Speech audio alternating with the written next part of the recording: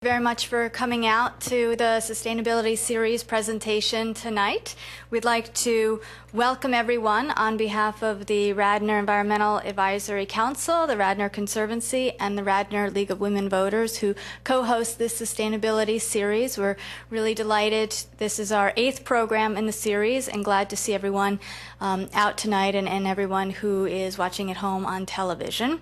We have a terrific topic tonight. It's really exciting for us. It'll be on electric vehicles and their infrastructure. How is this all going to work? And what's really exciting about this is it's on the heels of the installation of the first public electric vehicle charging station on the main line, been installed in Wayne, just behind the Senior Center in the Wayne Presbyterian Church.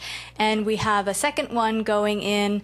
It's already installed, should be operational very soon over on King of Prussia Road at the Brandywine Realty Trust office building. So it's very exciting for us to be presenting this to you so we can talk a little bit about electric vehicles, how they work, what's the infrastructure that supports them, how they fit into a larger sustainability program, and we'll have lots of time for questions. If we don't cover issues that are important to you, we'll have time for questions and answers in the end.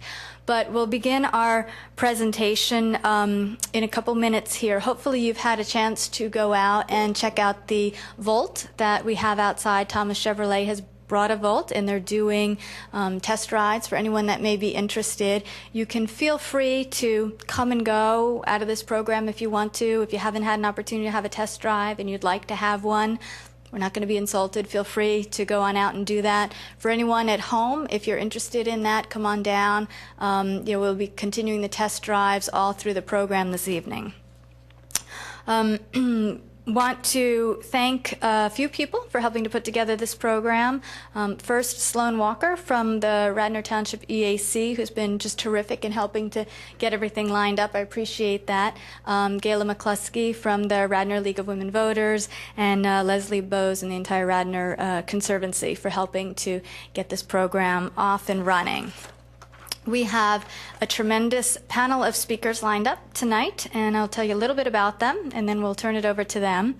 First is Jay Carless. He is Vice President of Community Energy, a Radnor-based renewable energy company, and he is responsible for launching the Community Energy Electric Vehicle Charging pilot program, which brought us the charging stations that we have now. And he is responsible for managing day-to-day operations for their retail division as well. They have over 115,000 green power customers throughout the Northeast and the Midwest. He will talk a little bit about charging stations, how it works, and the use of renewable energy. In addition, we have Amy, you need to be on up here.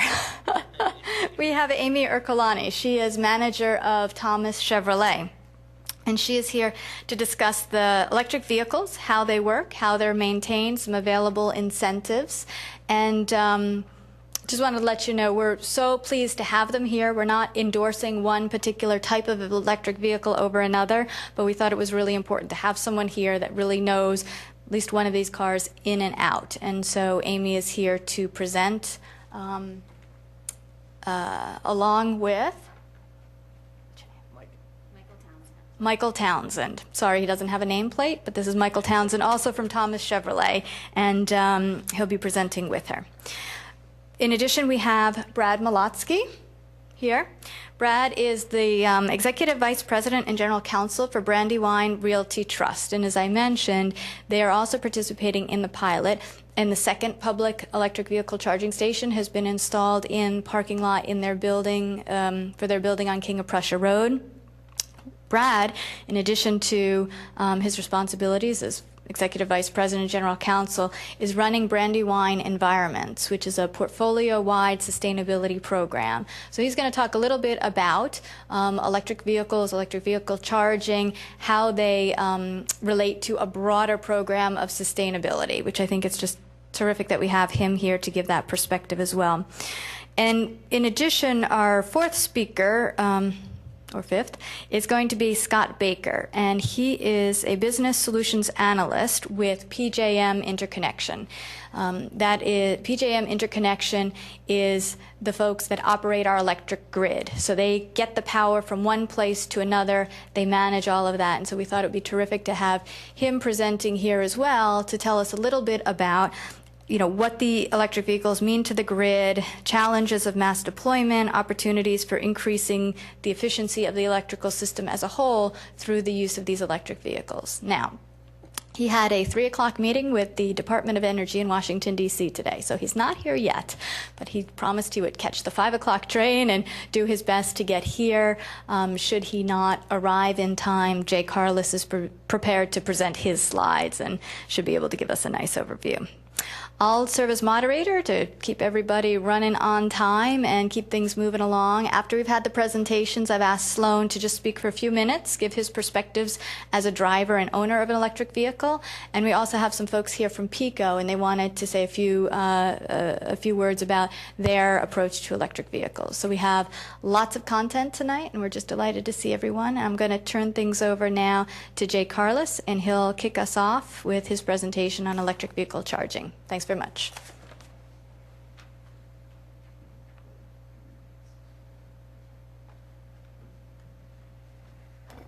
Thank you, Brenda, and good evening, everybody. Thanks for coming. I'm going to start by just introducing community energy for 2 seconds and then talk about EV charging.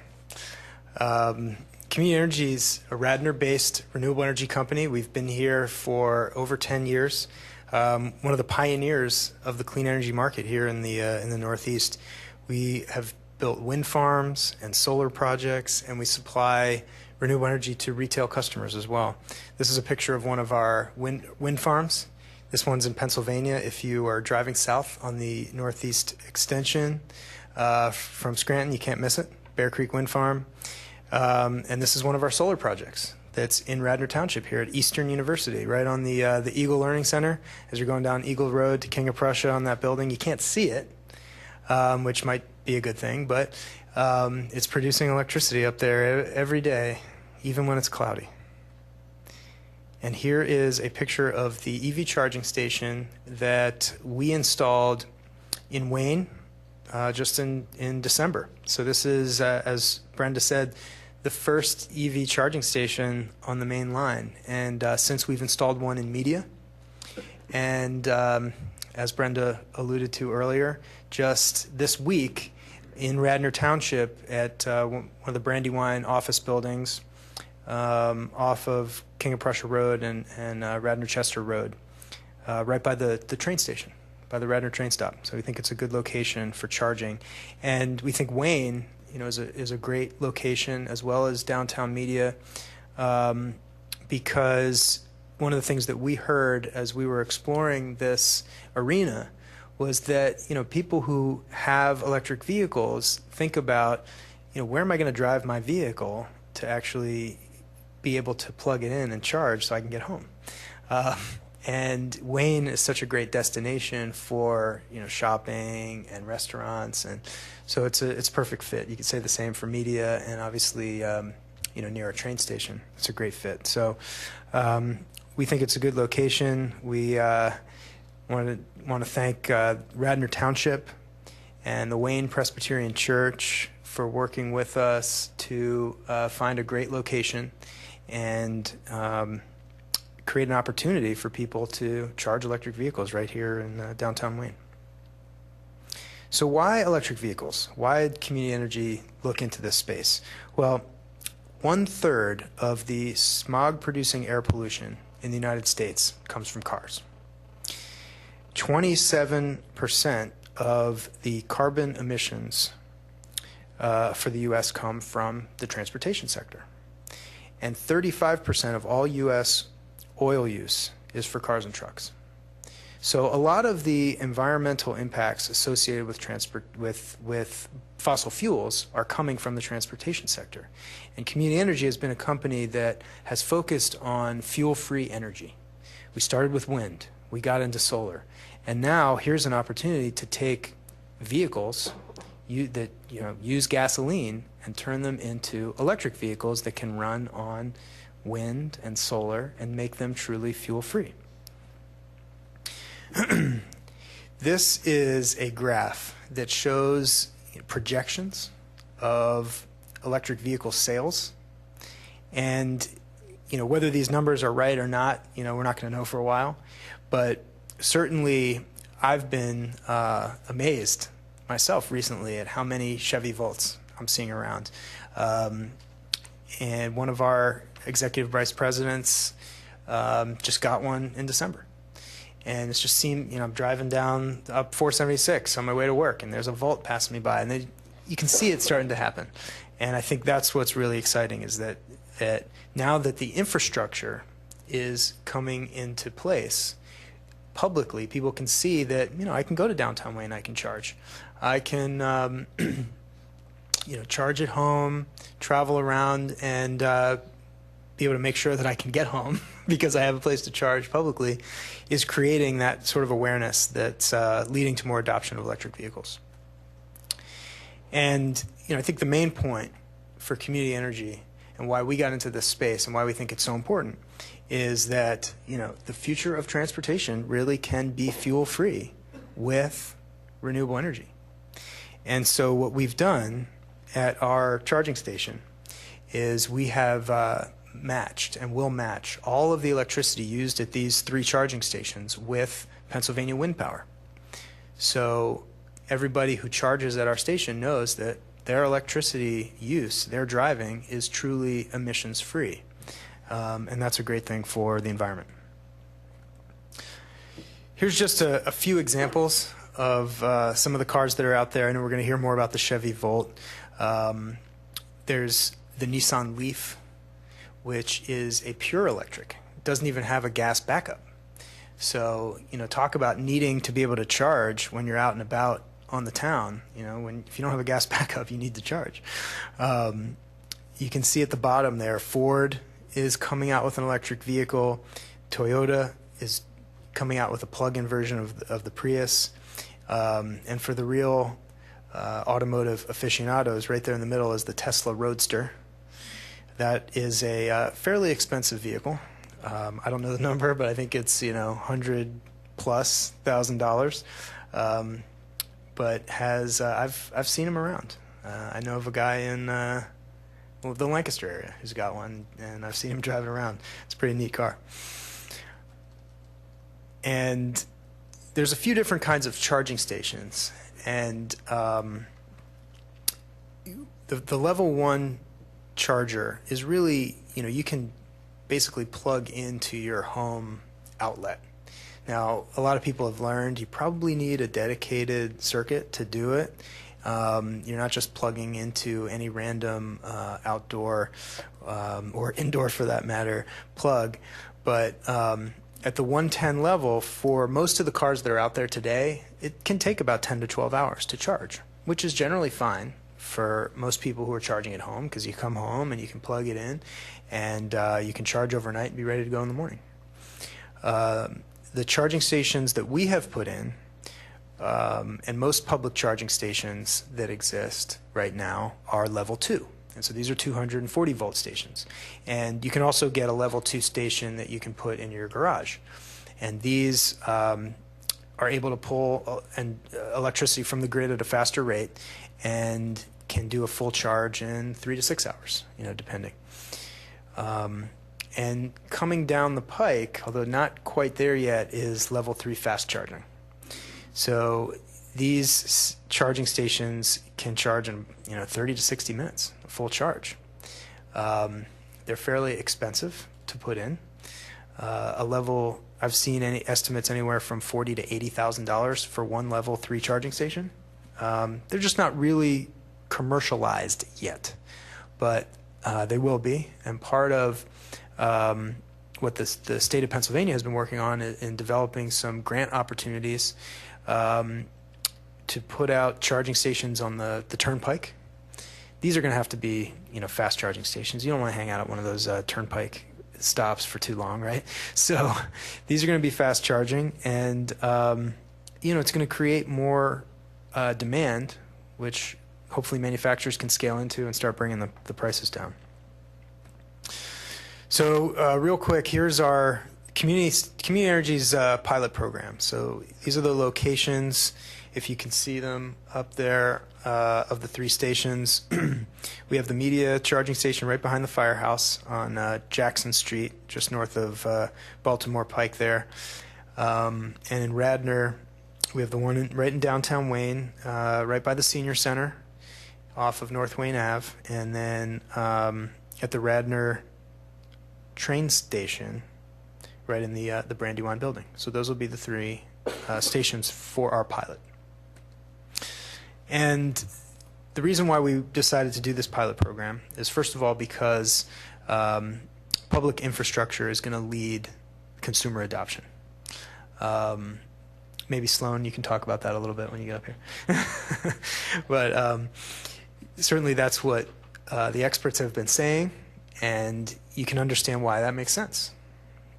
We also wanted to test for usage in some of these locations. We know that the public infrastructure needs to be there for people to feel comfortable in making this leap into electric vehicles, but will people use the public charging stations, or will they be satisfied that they're there if they need them, but most charging is going to happen at home? We will learn. We will learn through this pilot. And really, we wanted to develop a business model to warrant, private capital investment. And that takes, careful piloting of programs and figuring out, are people going to use these things? Does it make sense for somebody to actually invest in these stations? Because they're not cheap, and the station is one piece, but then you have to install it, you have to run wires, and they can be fairly pricey, even at the level 2. So for those who want to use the station in Wayne and also Radnor, they both are part of this charge point network. So you can get a charge pass on the ChargePoint website, or if you have an RFID-enabled credit card, one of those touchless credit cards, you just swipe it by, and you can use the stations on an hourly fee basis. In Wayne, there is not a meter for that spot any longer. The parking fees are incorporated into the hourly charge. We also have a program to provide unlimited public charging at these 3 stations for a monthly fee. So we're kind of trying to expand the pilot, create more opportunities for people to use these stations in ways that work for you, for the drivers. And we're also looking at trying to come up with a model for unlimited public and home charging for a monthly fee, and maybe including an installation of a home charger. That's stage 2, I would say, of the pilot. The station in Wayne, is currently cost neutral to the township. As I said, the parking fees are included in the rate, and we reimburse the township for those parking fees, and also for the electricity use that come. The station's connected to a electrical panel owned by the township, and we reimburse for the electricity use. So, it's a service for the township. It creates this opportunity for people to charge, to come to Wayne, and it's cost neutral. And if we do more of these, maybe we'll have some cars that look like this one day. I don't know. So that's it from me, unless Scott can't make it, which I'm kind of pulling for because his slides are really cool, and I'm really excited to talk about them. So we'll see. He said he's in Wilmington on his way. So who knows? So I'm going to sit back down, and if anybody has questions, I'm happy to take them. I think you want people to come up for the questions, or I'll repeat them? Right. So this is being televised, and the television audience won't be able to hear you unless you speak into the microphone. Or I can repeat it if you want. Okay. Okay. That's fine. And then we'll do some more questions at the end, but go ahead. The charging station, you can only do 1 car at a time? You can actually do 2, but only one is a level 2, and there's a plug for a 110. Oh, right, repeat the question. Can you do more than 1 car at a time on the Wayne station? So the answer is yes, but one would be at level 1, so you'd have to be there 10 to 12 hours to get a full charge. And you'd have to make sure that there was a spot available, which we know is sometimes a challenge. What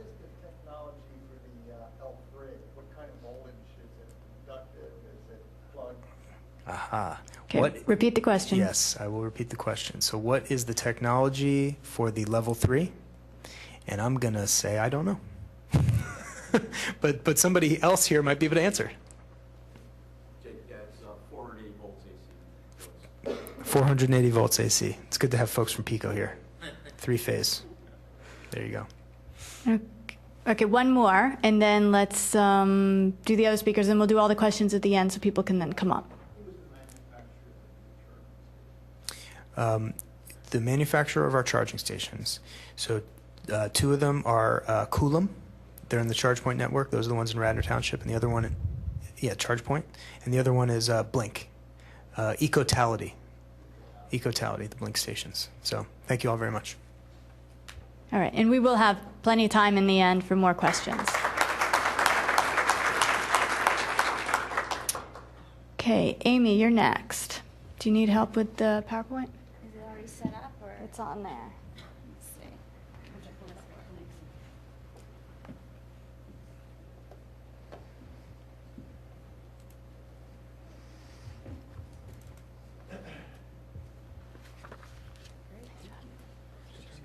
To go through? Okay.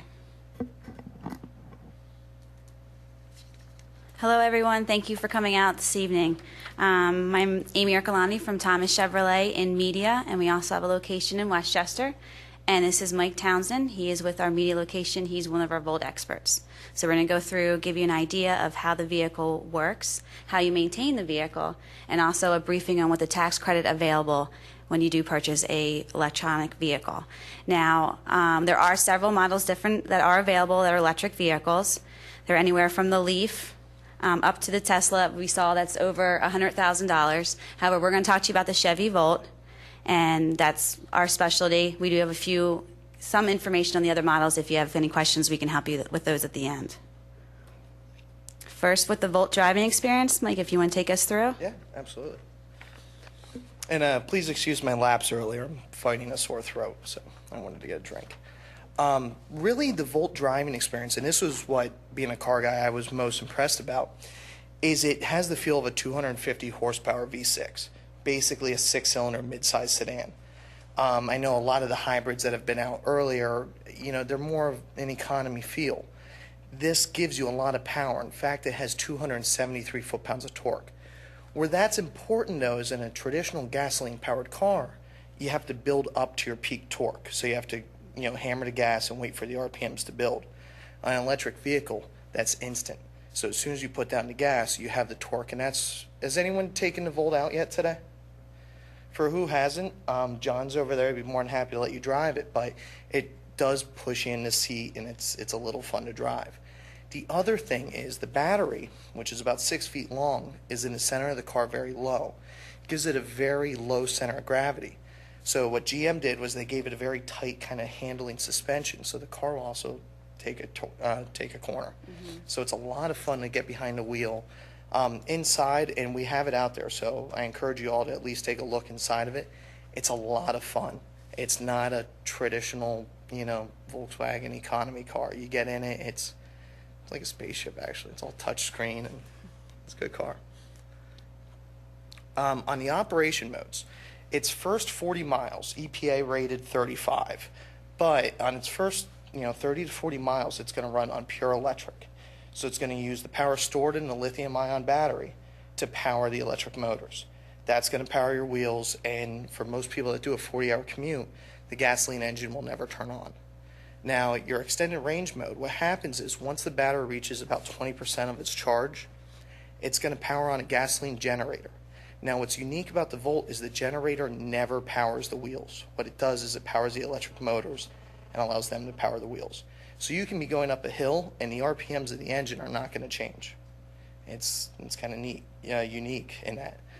But what that eliminates is range anxiety. So with a lot of electric vehicles, people are nervous that, okay, in my daily commute, I'm in the range, but if I go out shopping on a Saturday and there's not a charging station, I'm out of luck.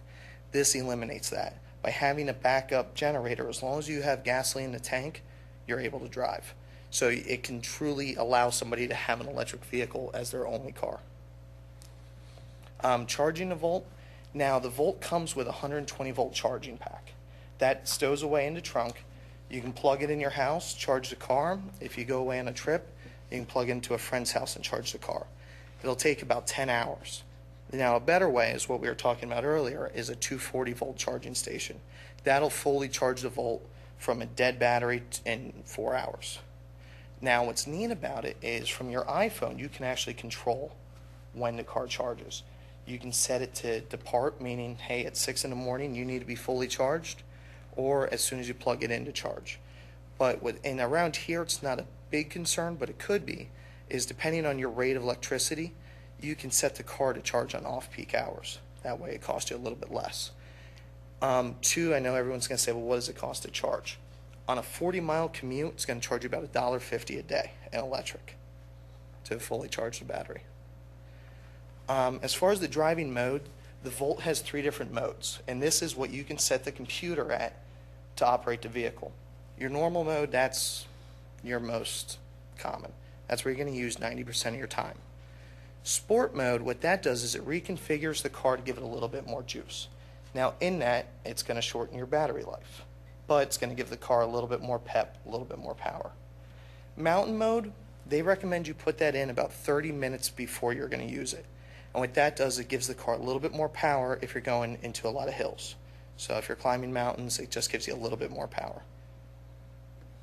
3 T's. These are the big ones. These are the important ones. Basically, these are no different than any other car that you're driving today. Terrain where you drive is going to shorten your battery life. If you're doing a lot of hills, you're not going to get as many miles as if you're on flat ground. Temperature is also a big concern. When you're in extreme cold or extreme hot, it's going to shorten your battery life. What GM did to try and counter that is the battery in the Volt's actually liquid cooled and heated. That way it has antifreeze that runs through the battery, tries to keep it at consistent temperature, therefore it's going to get the maximum range. And in technique, the harder you are in the car, the shorter miles you're going to get. Same thing on a gas. One of the biggest keys is the vehicle is more car than it is electric. The notion is, I know a lot of people feel they give up a lot of options, a lot of amenities that they're used to when it comes to purchasing an electric vehicle. However, it's more car. There's more amenities in this vehicle than there are in most luxury sedans. Right now, they all come with a 7-inch color touchscreen. There's USB connectivity in every vehicle, Bluetooth, so it's wireless while driving. You've got premium seats with heated leather available. We've got the passive unlocking and locking. So you've got your keyless entry, your remote start on there, but also passive locking and unlocking. As long as the key is on you in your pocket, in your purse, you can just touch it with your finger, it unlocks.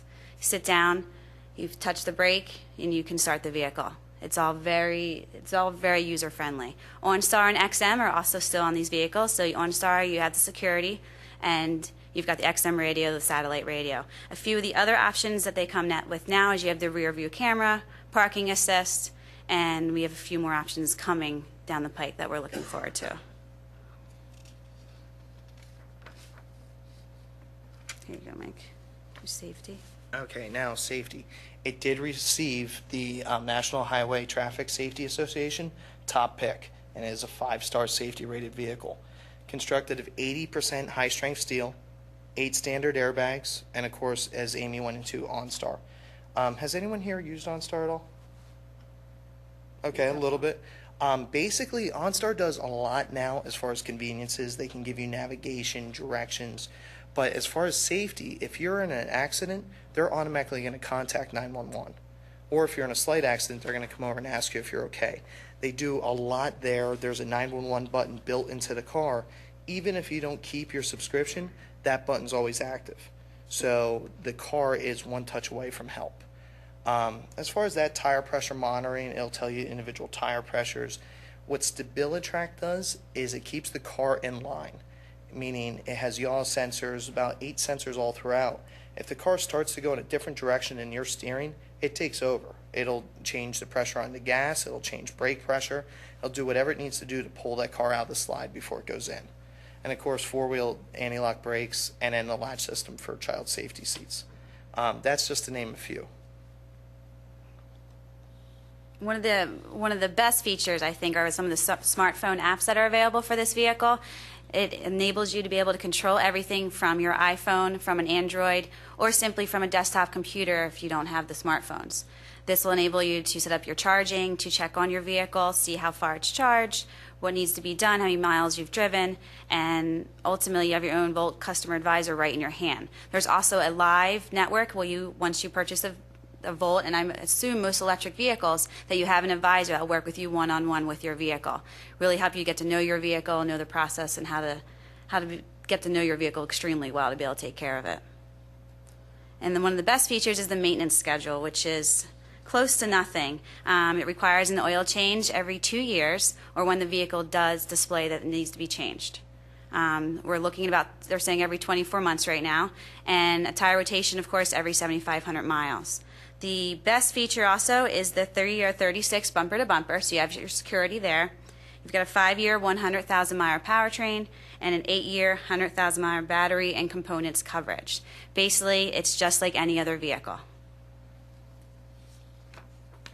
The federal tax credit, just to give you a briefing, there is a website to go to if you need more information, and also you can go there and compare all electric vehicles. However, currently there is a federal tax credit of $7,500.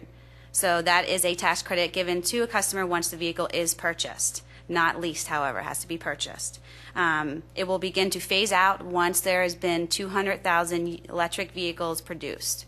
So right now we've got plenty of room there, and we've got a total of 7,500 to take advantage of. However, we're here to, anything you guys need, take a ride or want to schedule for a future drive, feel free to let us know. We'll reach out to you. We can bring the vehicle out to different locations, and we hope you really take advantage of it. Thank you for your time. Thank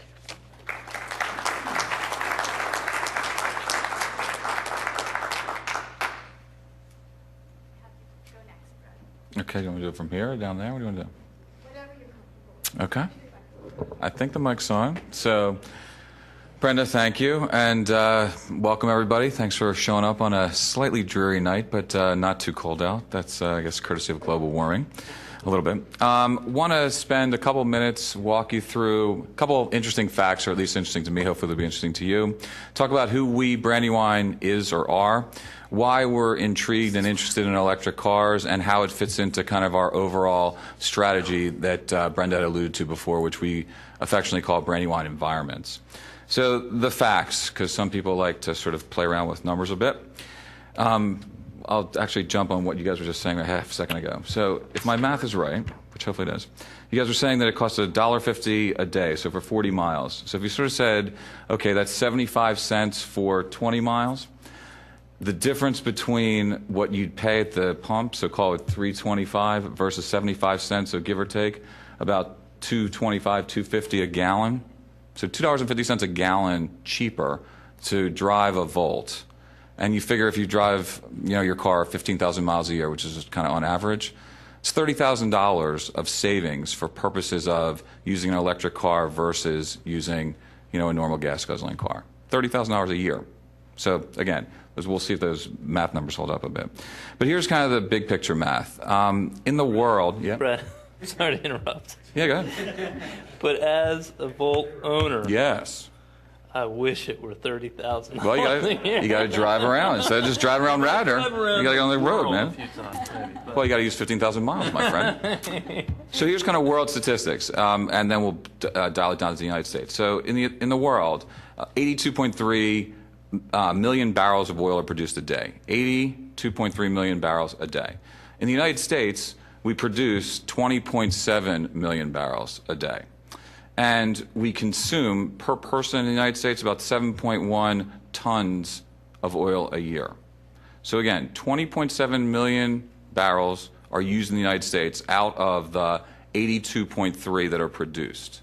So we kind of use 25% of the oil that gets produced on a given day, yet we only have 5% of the population. Kind of an intriguing statistic. And we spend, to import our share of this foreign oil, around $264 billion with a B a year. $264 billion a year to import oil. So kind of where does that go? The oil comes in, and of our supply of energy, So we've got kind of different pieces of the energy pie. We've got petroleum, we've got natural gas, we've got coal, we've got nuclear, we've got some renewables and some hydro. So of those, that's our supply of energy. So of that, 37% of that is oil-based. So all that stuff, 37% of our supply is oil-based in the United States. And of that 37%, 90-some-odd% gets used in transportation, driving around in our cars and buses, trucks, and in factories. So again, 37% of our supply is petroleum-based, and 94% of that whole supply is used in transportation and in industry. So again, why is this electric car vehicle stuff being pushed so much?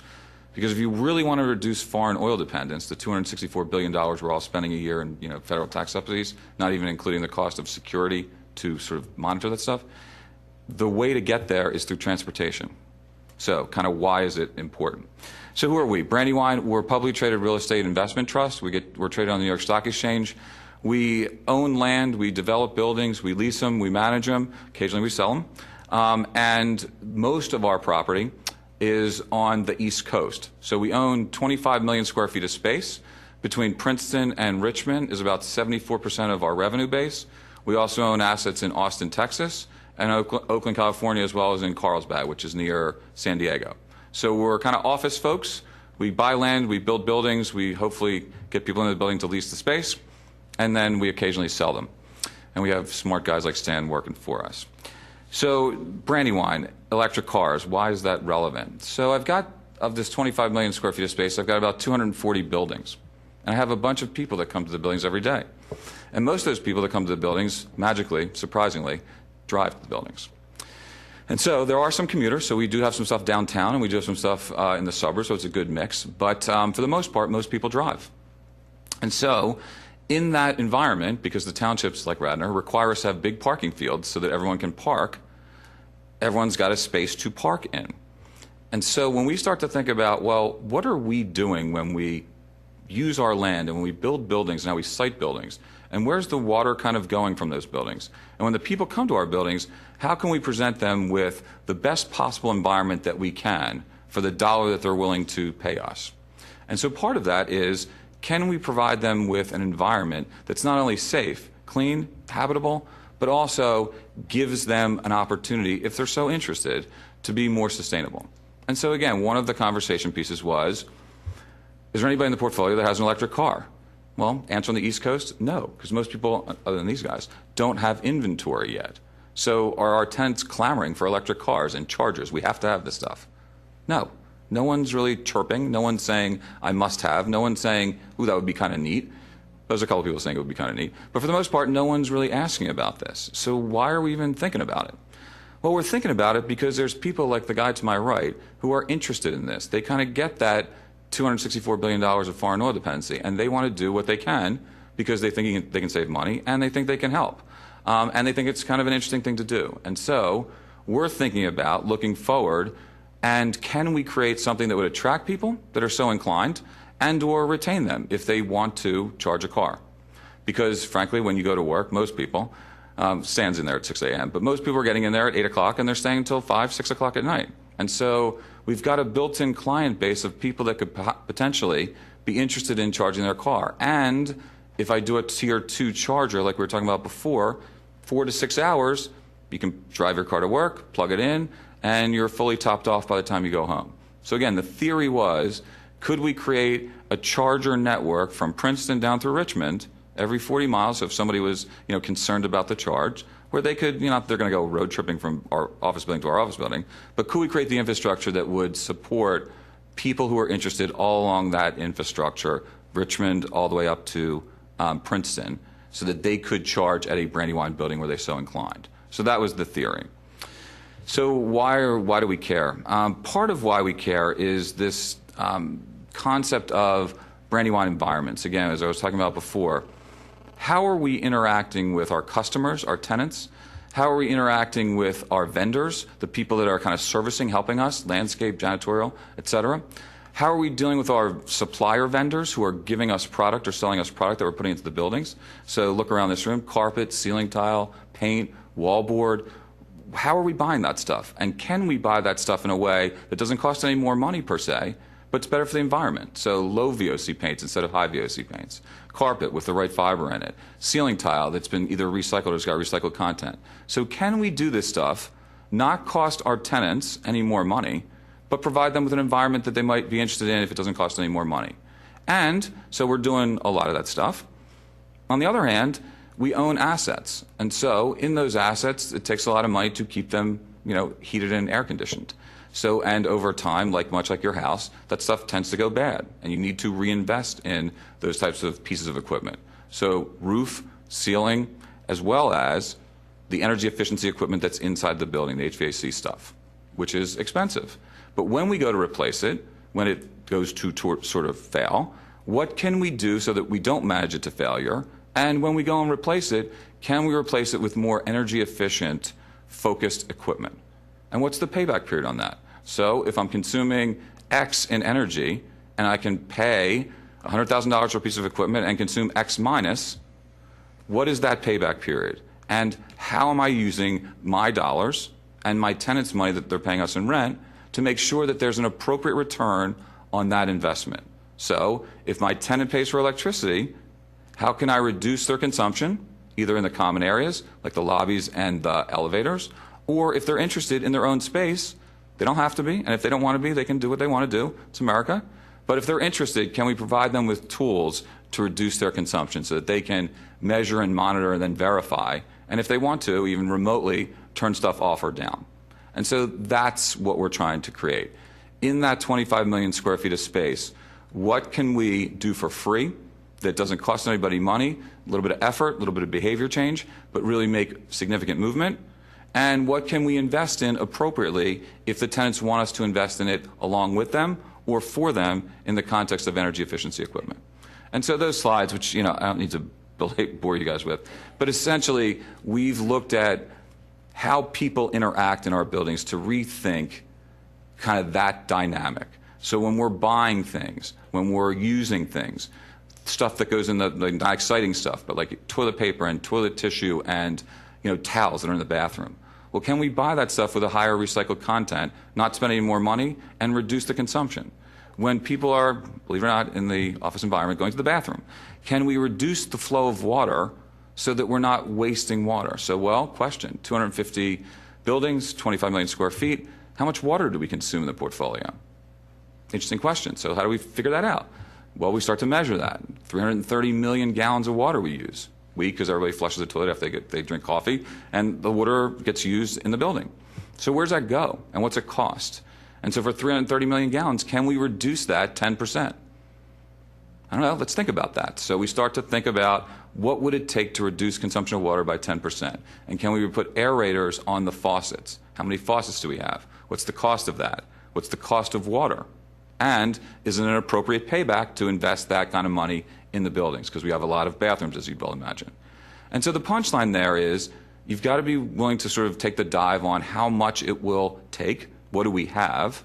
So we know we have 330 million gallons. Can we reduce it 10%? It's a lot of gallons of water, 30 million gallons. Water's cheap. It's like a cent a gallon. But in the grand scheme of things, can I save 10%? That's kind of like $250,000 each and every year. Save that for our tenants, for us, Mother Brandywine. And so the answer, happily, is yes. It costs us $21,450 to put aerators in all of our bathrooms. That kind of the screen at the bottom of the faucet. $21,500. And for that investment in all of our buildings, the amount of water that we will consume less is 22 million gallons less water, just for that little thing. So our engineers took a minute or two in every faucet, and it's done. So we spent $21,500. We will save in water consumption 22 million gallons, and we will save in dollars of sewer charge and water charge $220,000 every single year until those aerators are bad. So it's kind of, can we make those kinds of strategic investments to help the portfolio, help our tenants, and help the environment? And how can we do that stuff? So the punchline here is we're buying cleaning supplies. We set out to have a goal of kind of 50% last year, 70% this year of the whole portfolio buying sustainable cleaning supplies, and we're at 74%, no cost add. Same thing for trash removal. Can we recycle more? We started at 9% diversion, i.e. where stuff that's being recycled. 9%, which is slightly pathetic. We're now at 74% of all of the stuff that comes out of our buildings is recycled, 74% across the portfolio. No cost add, no cost add. Can we talked about water, can we, when we fit out space, when we get new tenants in every year, can we put better, different things into their workspace? So can we get carpet, ceiling tile, wallboard, paint that's better for them because it doesn't off-gas for no money? And the answer is yeah. And so we don't force, but we present the tenant with an alternative. Are you interested in this stuff? Because it's better for you. If you want it, great. If you don't, and you want high VOC paints, same color, it's your call. I don't know why you want to do that, but it's your call. So we're not going to force this on anybody, but we want to provide people with kind of alternatives. And the litany goes on. So we have pest management, and kind of 90% of our buildings is integrated pest management, better for kind of the inhabitants of the building, less chemicals being used. Landscape management techniques are being used. How we consume energy is being tracked. And so we're starting that conversation with our tenants on, look, 40% of what you're sort of paying for in the built environment is lights and plugs. Another 40 to 50%-ish, give or take, Stan, is that right, is HVAC. And so, again, you, the tenant, the consumer, the customer, are going to control your own environment. So if you want to leave the lights on, it's kind of that Motel 6 thing, have at it. It's not a good deployment. You're paying for the electricity. So can we give you tools to help you measure that stuff, to hopefully turn that stuff off at night? And so can we start to get into people's consciousness a little bit on, when you leave the office, how many computers are there? How many printers are there? How many vending machines are there? How many coffee machines are there? So every office, every place in the entire country has all that stuff. Every night, that stuff's on. So even if you're going sleep mode or whisper mode or phantom mode or ghost mode, whatever you want to call it, on your computers, it's still chewing electricity. Maybe 30 watts instead of 100 watts, but 30 watts, think of your office. Every computer, every printer, every copier, even in whisper mode, is chewing electricity. Now you multiply that by the amount of square footage in the United States, it's a lot of wasted energy that nobody's using. So can we figure out a way to give tools to people? That would tell me that my time is up. To give tools to people to easily, efficiently, from their sofa at home, turn this stuff off, down, and monitor and measure it so that they can take control of their own destiny. And that's what we've been able to start and kind of achieve some good success. A lot through good efforts of people like Stan, who are paying attention. And on Saturday night, he's screwing around with, how can I turn down electricity and energy in our buildings, because nobody's in the building on Saturday night. So it's 11 o'clock Saturday night, wherever I am, I know Stan's online playing around with the automation tools. So that's what we're trying to do. And we've been pretty successful so far. Great. Thank you very much. Brett, I'd also like to point out that one of the great things about what you're doing at the commercial level is that it gives people who don't necessarily have a garage at home to charge their electric car, gives them an option to charge during the day. So it really helps expand the universe of folks for whom this is a great option. So. Yeah, I think that's a great point. And again, what we're trying to do is provide alternatives to people. So if it's of interest to them, the ability to take their electric car, if they're so inclined, to work and not have to worry that they're not going to be able to get home. Again, the Volt has solved that issue vis-a-vis the gas. But the other cars, kind of the, I'm not allowed to say, I guess, the Leaf, but the Leaf has this 40-mile thing where people are going to get nervous about, again, why 40 miles? Well, they kind of figured out, because the automotive folks are pretty smart when it comes down to it, they figured out that 94, 96% of people drive less than 40 miles to work. So that round trip thing, that's intentional. But there are people like us that occasionally drive more than 40 miles on the weekend or vacation, whatever it would be. So how do you provide a delivery mechanic that can help that? Exactly. Okay, very good. Thank you. I don't see him. I think we're going to have Jay go ahead and give Scott's presentation. So I haven't been trying to monitor the email here, but I don't see him, very close at this point. So we'll go ahead and do that. Fun stuff. This is the best presentation of the night, so I'm kind of excited about it. So for those who are just tuning in, I am not Scott Baker. I am not a business solutions analyst at the PJM Interconnect. And so everything I say here is based on my own knowledge and not the opinions of the PJM Interconnect or anything that related to the PJM Interconnect. But the slides are really cool. And I know about this stuff because it's related to renewable energy and wind. And this is sort of where electric vehicles can take us, which is really exciting. So just so everybody can see here on the map, this is the PJM interconnection. They manage the electric grid that we all live in. You can see it there in the dark blue. I'm not going to get into the details on that. This is a slide that just shows the states within the PJM and how these states have renewable portfolio standards. Actually, Jay, should you maybe just take a minute to explain the grid in case there's folks that don't? Okay, yes. Just a minute. Yeah. Okay, let's take a minute to explain the grid. So there's all these wires that we see everywhere, right, that are moving electricity around. I mean, if we're going to get to the real basic level. And, you know, they bring electricity into our buildings and our homes. And it comes from power plants that generate electricity, right? So there are coal plants, and there's nuclear plants, and there's hydroelectric plants, and there's wind plants and solar plants, and they're all generating electricity. And the job of the grid operators, who are the PJM, is basically to keep that electric grid producing the amount of electricity that's needed at any given time, and make sure there's not too much and not too little, right? So I always, in talking about renewable energy, talk about the grid kind of being like a bathtub, right? And the job of the grid operators, the PJM, is to keep that bathtub full without allowing it to overflow. And so when you have nuclear plants and coal plants and gas plants, that's a fairly straightforward job because you know how much is being produced at these plants. They just kind of produce the same amount of electricity. At a nuke plant, at a coal plant, you burn more, you get more electricity. You burn less, you get less electricity. But when you start bringing renewables into the mix that are based on intermittent electric generation, so wind is only generating electricity when the wind is blowing. Solar is producing electricity when the sun is shining. It produces a little when it's not, but certainly doesn't produce any at night.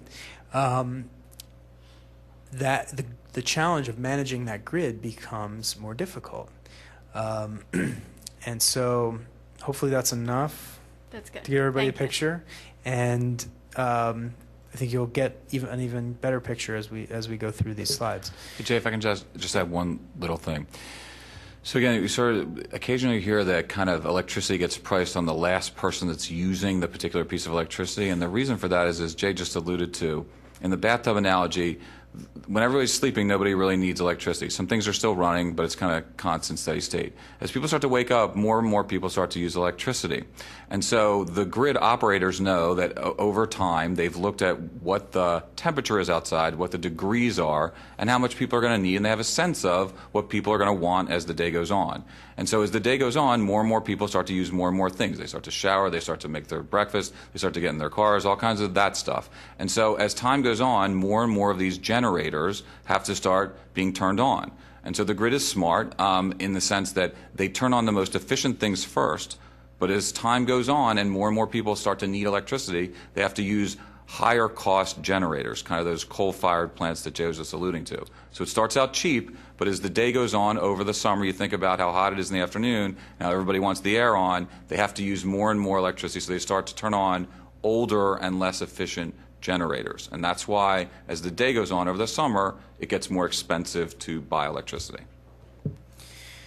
Thanks, Brad. So this slide shows the states within the PJM grid that have renewable energy targets. So these states, like Pennsylvania, has said 18% renewable by 2020.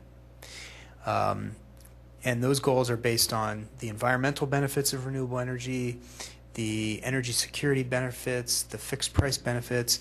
But one of the challenges in integrating all this renewable energy is how do you manage an electric grid when you don't know when the wind is going to be blowing. You don't know when it's going to be rainy, and it's not going to be producing as much solar power. So that's one of the challenges.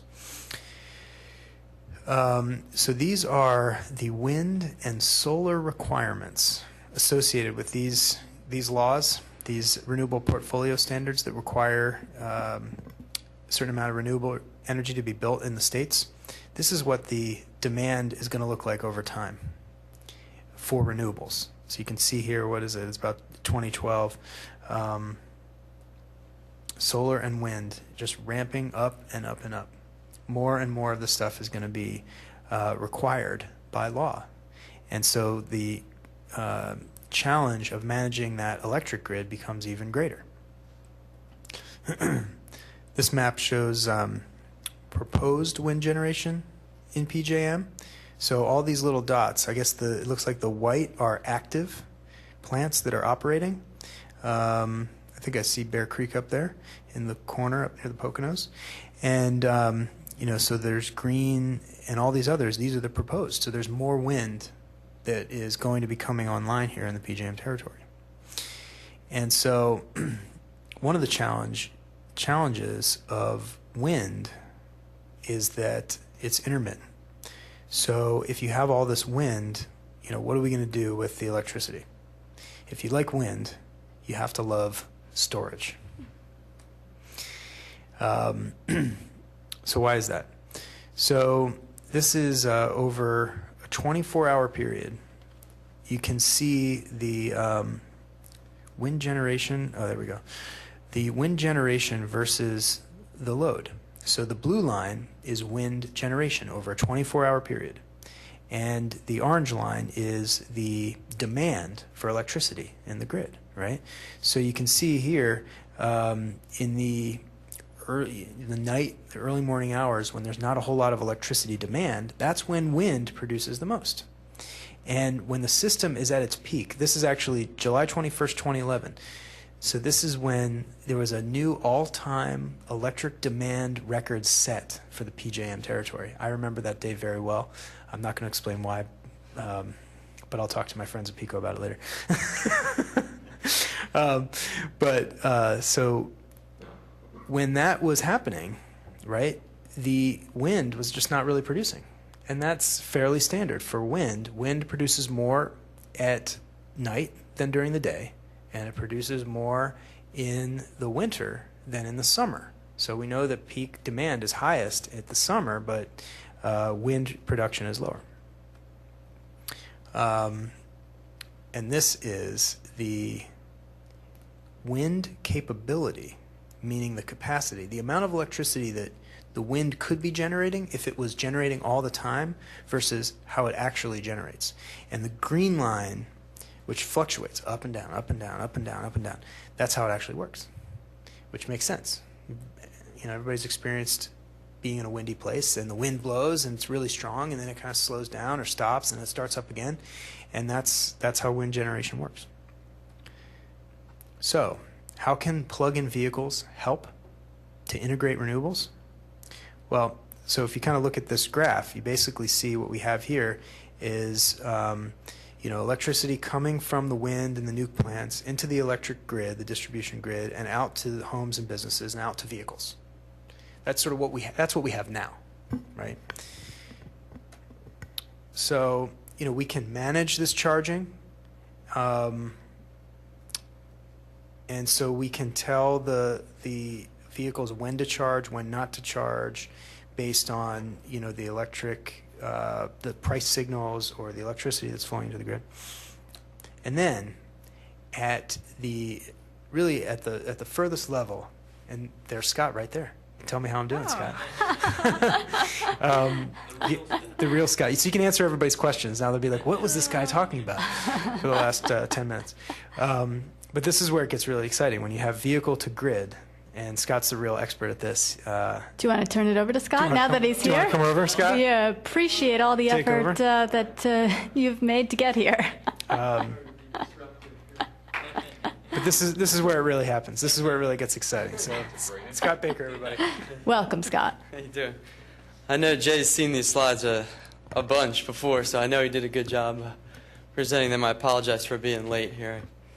I got hung up. But The concept of vehicle to grid is really putting a very sophisticated communications link over top of the electricity that we use to charge our cell phones, charge our vehicles, and what have you. And the communication link allows vehicles and companies that may communicate with vehicles to basically bid that energy resource into an energy marketplace, be it a localized utility, maybe like a PECO, or into a larger wholesale marketplace like what PJM interconnection operates. And this is really probably where vehicles can be the highest value service to the electric system. And it's pretty sophisticated, and by no means is this going to happen tomorrow or next year, but the technology has been proven, so it is technologically feasible. But this is a system, I think, that if we ultimately get to, we'll be able to be much more efficient in the way that we charge vehicles and the way that we integrate other energy sources, particularly renewables, which I know Jay touched on earlier. This is the most dynamic of electric vehicle control systems. And it's also the one that's probably going to be the most rewarding to the electric vehicle owner. It's going to take a while to get there because you have to get, two industries that aren't used to dealing with one another, two very large industries, the automotive sector and the electric power sector, to be comfortable enough with one another to allow this system to sort of happen. And then you need natural business development in this space to allow aggregators to see profits in this space. But ultimately, I think that we will get to this area. So this is a topographic map of what vehicle to grid is that was published in early 2000s at the University of Delaware, and it's basically just showing generation all the way on the left-hand side, going through high voltage transmission, and then those arrows start to become bidirectional at that point between vehicles and the local distribution system. So, Scott? yeah. Scott, I'm sorry to interrupt, but as a Volt owner, Yeah. could I ask you what you meant by it could be rewarding Yeah. to electric car owners? Sure. I'd be happy to. Just recommend that you just bridge the presentation from Jay and you Okay. to explain that the storage that Jay was talking about is actually the vehicle batteries. Oh, yeah. Okay. Sorry. Right. So Jay went through, why storage is important for the electric system. This is exactly what that's about. And the vehicle is a storage element because of the lithium-ion battery that's in the car. PJM today has actually just put in service in West Virginia. There's a 32 megawatt lithium-ion battery. And to put that in perspective, that's about 100,000. That's like 100,000 electric vehicles just sitting in one place. It's actually on a mountaintop in West Virginia, and it's providing electric grid services, like I was describing here in this vehicle-to-grid picture. So, so the idea of using a battery to provide grid services and be paid for them is here today. It's in a stationary form, which is simpler from a business process perspective. But this is really, I think, a beneficial system because the battery is being bought for an alternative purpose, driving. Primary purpose is driving. The secondary purpose is when you're not driving your vehicle, which in the U.S. is something like 23 hours a day, the battery can be used to provide grid services which have value. So getting to the value proposition for the vehicle owner, if I buy an electric vehicle and it's outfitted with some communications and it's able to do this vehicle to grid service, I'll sign up with what we call an aggregator. And the aggregator in this picture is not really shown, I guess, but it's sort of all those vehicles need to talk to one single entity, and then that entity will talk to, in this case, PJM, and sell the energy services from the batteries to the grid. And then the revenue that's generated ultimately trickles down to the owner of the vehicle. So, it's not pie-in-the-sky stuff. PJM and University of Delaware and some other industry partners here actually showed that this works. The University of Delaware developed a system to aggregate electric vehicles. They built a software platform. They bid those vehicles into PJM's electricity markets, and PJM, cut them a check at the end of the month, and they received money for the services that they were providing. So it's Scott, possible. so the Yeah. services that they are providing is the battery is being used to store some of the energy, and then it's being put back into the grid. Yeah, that's correct. PJM operates a number of different kinds of energy markets. The vehicles here were bid into a market that's called frequency regulation. It's a product that's used to balance the intersecond imbalance of electricity. So because we don't store electricity on a large scale, we have to generate electricity at the same time that we use it today as an electric system. The electron's really the only commodity we use on a daily basis that we don't store. So there's constant imbalances, and so we use today largely coal, natural gas, and some hydro to do this very fine-tuned balancing. But electric vehicles, batteries in general, are really good at doing this because they have very fast response times. They basically respond as fast as you can send them a signal over the internet. So, as opposed to rotating mass in a generator, which takes a longer period of time. So that's the service these particular cars were doing. But there are others that I won't go into here. But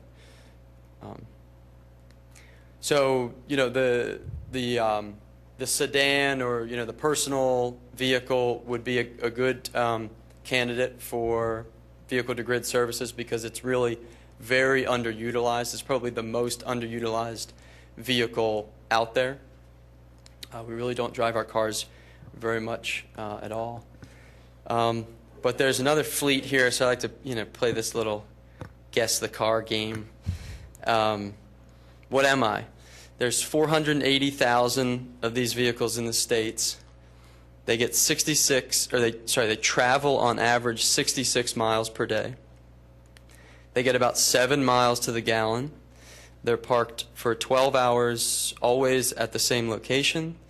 They're parked for 3 months of the year. Very visible.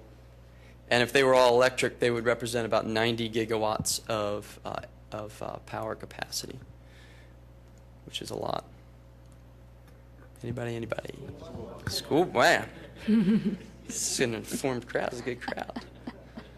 And they're available for summertime hire. So this is something PJM is really interested in is, can we show that the value proposition for electrifying the school bus fleet would be a very interesting one. And it would certainly help operate the grid more effectively, especially in the face of future renewable energy penetration levels, and would probably have a lot of ancillary benefits, potentially lower cost of operation and health benefits for kids. So that's what I'm going to leave you with, and I'm happy to take any questions. But the big takeaway here from a grid operator's perspective is that the electric vehicle can be a valuable asset to the electric system when it's not being used. So that's me. Sorry for interrupting Jay, breaking in here late. Yeah. Scott, because this is being televised, people at home won't be able to hear those that are asking questions. So can you repeat it if you're going to take some questions? I'll now? repeat the question, Okay. yes. Yeah. I worked for 2 years in the B2G system in an effort to try to put together a package that would implement B2G parking lots, the post offices, the hospitals, and so forth. And we ran into some real barriers. The principal one was that the electric companies, grid operators, required capability of 1 megawatt of transferable power in and out. And this, of course, means we get aggregate a tremendous array of vehicles. And when we put together these systems and sent them to the funding agencies like the Department of Energy, they were completely unwilling to come up with $20 million to do this. And so this sort of stopped us dead. Comments? Yeah, the question is about barriers to entry for this type of a system. And the one raised here is that the grid operator requires a minimum of 1 megawatt of power capacity from an aggregated set of vehicles in order to participate in the market. And that means that you have to aggregate a lot of vehicles up front, and it has a very high upfront cost. That's well recognized as a barrier, and one of the things that PJM has done to reduce that barrier for not just vehicles but for any other storage technology or generation technology for that matter is that we reduced that requirement down by a tenth. So it's now 100 kilowatts that is needed. So, and actually immediately after making that rule change to our market system, which was approved by the Federal Energy Regulatory Commission, we had 2 entities come into our marketplace with just 100 kilowatts. So immediately saw results of that, the reduction of the.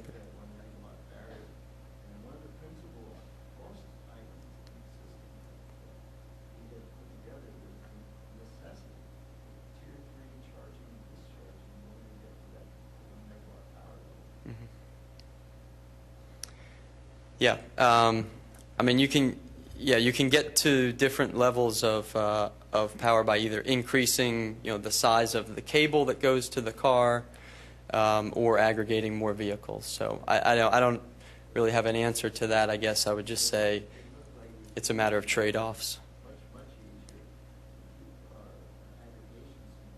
Mm-hmm. Mm-hmm. Very good. Thank you. Yes.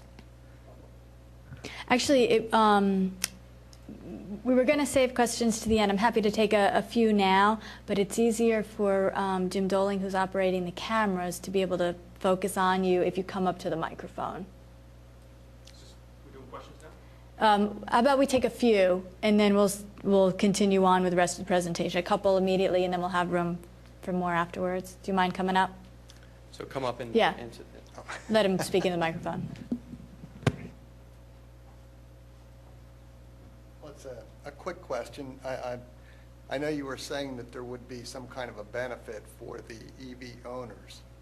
Are you contemplating some kind of a revised tariff for those people, some kind of different rate structure, since they're going to be doing actually, I guess it's super peak shaving? That's a good question. That's not the role of PJM, but the idea that an electric vehicle owner would have a special electric rate to charge the vehicle at the distribution utility level, so we're talking about the PECO, PPNL, PSE&G of the world, there's precedent for that today. So there's some pilot programs. The ones I'm most familiar with are in Detroit, not surprisingly, Michigan, I should say. And what they do is they install a separate meter that is a separate line going to your electric vehicle charging station. They offer you a lower retail rate to charge your electric vehicle. So that's certainly one benefit. The benefit that I was speaking to was really outside of the cost of electricity. It's more a direct revenue stream for providing the service. Yeah. Okay, Scott, if you want to come up and have a seat, and then maybe we'll have Sloan make a few remarks, and then we have some folks from PICO that want to share a little bit, and then we'll have a full round of questions and answers for folks that have questions still. Okay. I'm happy to give my report so far. I've owned a Volt for 3 months, driven it 2,000 miles, and so far, really good. It's comfortable, it's dependable, and it's pretty powerful. It's pretty peppy, I have to say. And I'm a car guy, and that's important to me. So, so far so good. It's really quiet when you're driving, and if anybody's had a chance to have the test drive, that's probably the biggest difference you feel immediately. It feels different because it's so quiet. You do have to be careful driving because it's also a lot quieter for pedestrians and cyclists. And Chevy put in a little chirp which you can hit to give people a little warning that you're coming up behind them.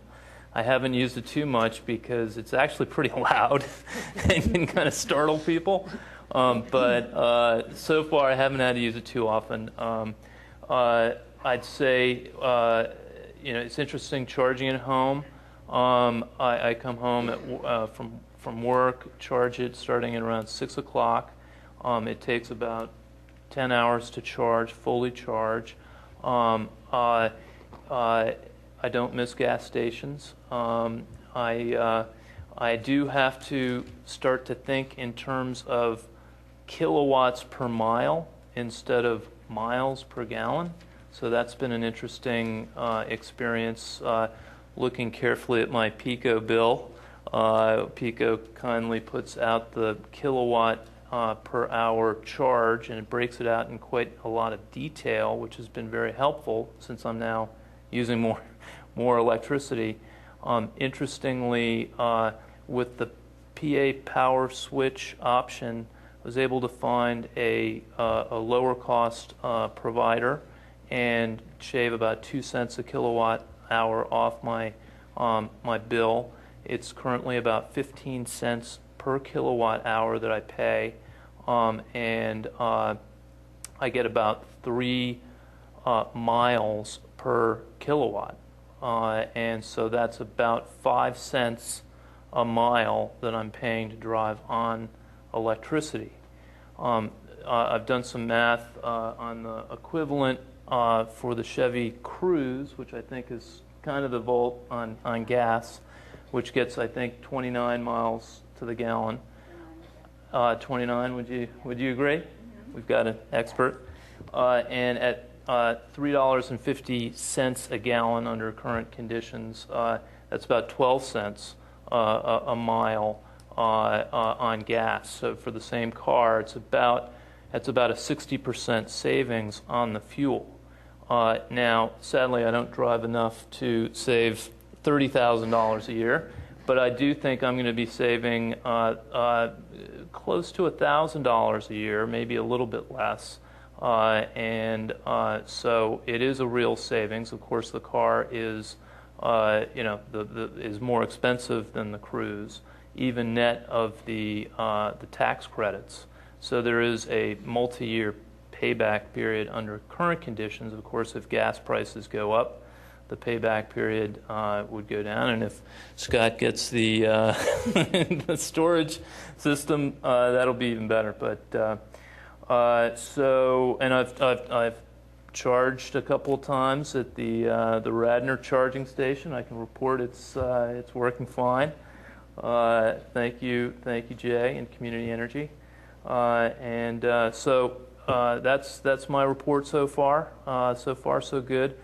Any major blizzards? There may be a different discussion, but so far it's been great, and hopefully folks will get a chance to take a drive and see for themselves.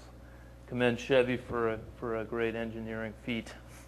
So, quick question: so you have a home charger as well? Yes, I have a home charger, and really I just used the one that came with the car. Okay. So the 120 volt. I had Keith Martin put in a dedicated line in the garage and plug it in, and that's all it took to. So the install there was a couple $100? A couple $100. Okay. Something like that.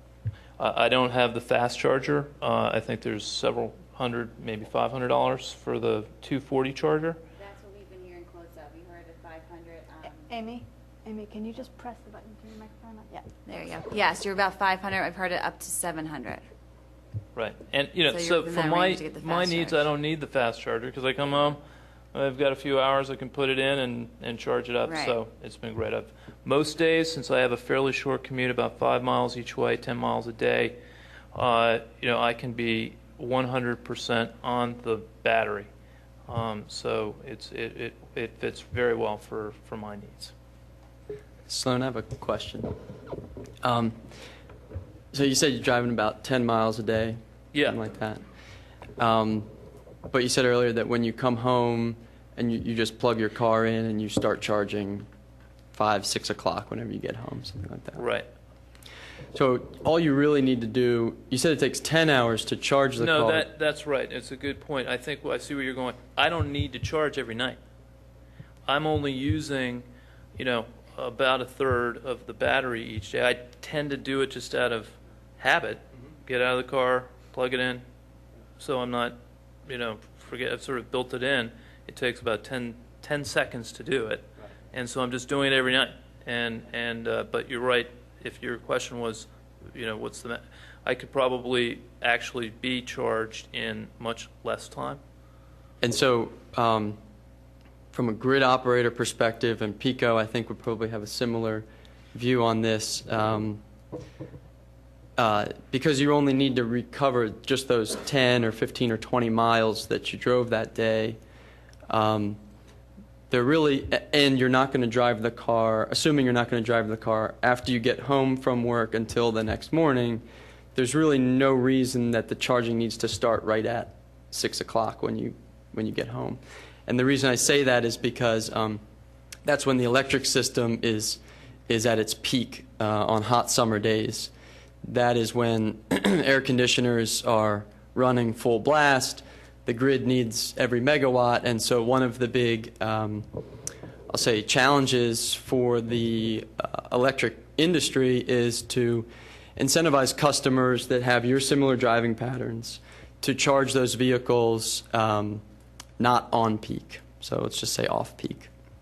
And the Volt has a really great mechanism for doing that. You can pre-program on the dash the hours that you need to charge or something. So you can delay your charging until 8 p.m., 10 p.m., 1 a.m., whatever you feel is necessary. So you still get home and plug the car in. You don't have to wake up in the middle of the night to plug your car in. Yeah. That'd be slightly inconveniencing. Yeah. You just plug your car in, and then the car knows, okay, I'm going to start charging at 8 or 9 o'clock. We would greatly appreciate it. If you did. And that's why we wanted you here, Scott, because, I want to save a little money and, help out the grid. So. And in utility areas that have an off-peak rate or a differentiated rate, a different price per kilowatt hour for off-peak electricity, that incentive is there already. And to the extent it's communicated to the customer, then that puts us in a better place than people coming home and charging the vehicles right at 6 o'clock. I'll take note. Yeah. Thank you. Sorry to use you as an example. Great. Thank you very much, Sloan. And Bill, do you want to come up and Bill Patter, make some remarks? Yeah, does that work for you? Otherwise, you're welcome to come up and sit here if that's easier. Handheld if the camera's behind you here. You want to go up there? All right. Yeah, why don't you come on up here? We got it all turned around for questions. Sure.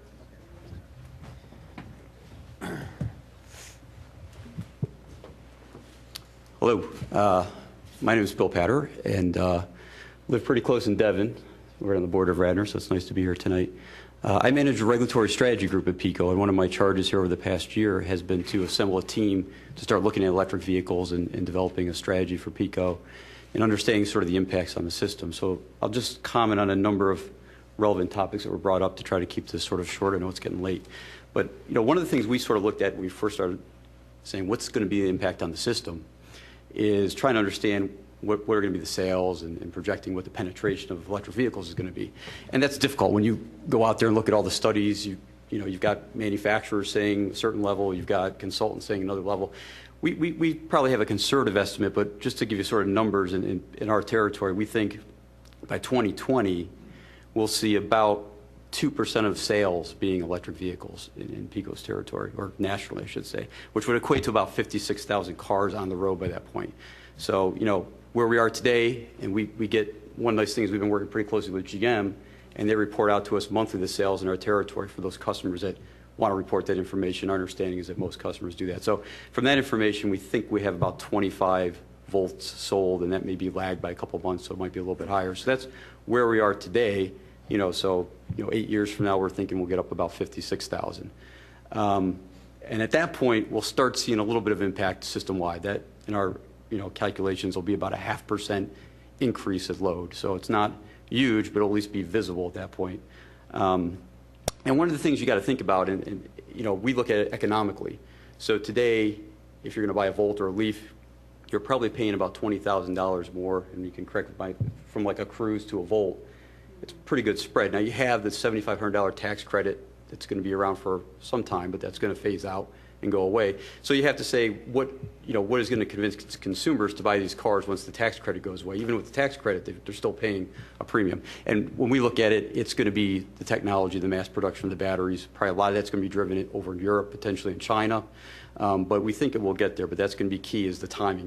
Does the cost of the batteries come down, at the same time as the credit goes away? And that'll be, I think, a challenge for the industry. But I think as mass production of the batteries happens, it'll get there. So as we've analyzed it, we don't see any near-term system impacts for PECO.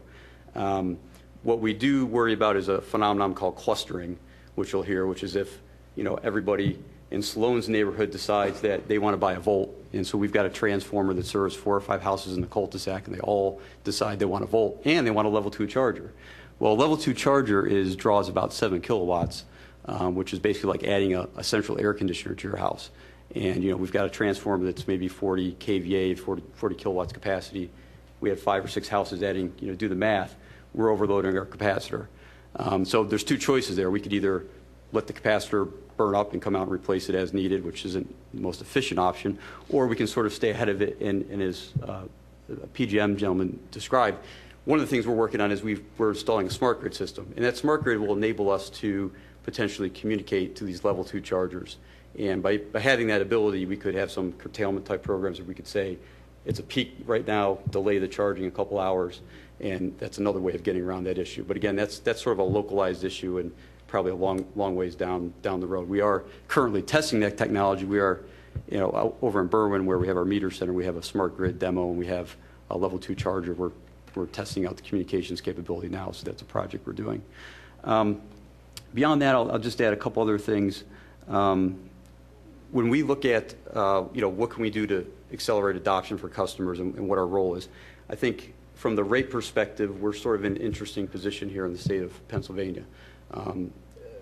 The Pennsylvania Utility Commission is really pushing competitive suppliers and choice. And so from PECO's perspective, they've told us, we don't want you to offer any sort of specialized rates. That should be the job of competitive suppliers. So if you're buying a car and you're asking, is PECO going to have a special EV rate, I think that's something you have to look to the competitive suppliers to provide, just based on our current sort of regulation and scheme. So you mentioned PA Power Switch. That would be sort of the place to go in the future. I don't know of any suppliers today that are offering those rates, but obviously if there's a demand for it, I'm sure they will. But I just wanted to point that out. So our rate is basically a flat rate, and so I would say go to powerswitch.com and see if you can find suppliers out there that are offering differentiated rates. A couple other things that we're doing. We did receive DOE funding for our smart grid project, and as part of that, part of that project included some small dollars for some demonstration projects for vehicles. So we've got some projects with, one of the things we're doing is we have a county incentive project, and so I think we've allocated some dollars for each county to put in a public charging station, and that's sort of ongoing and started up this year.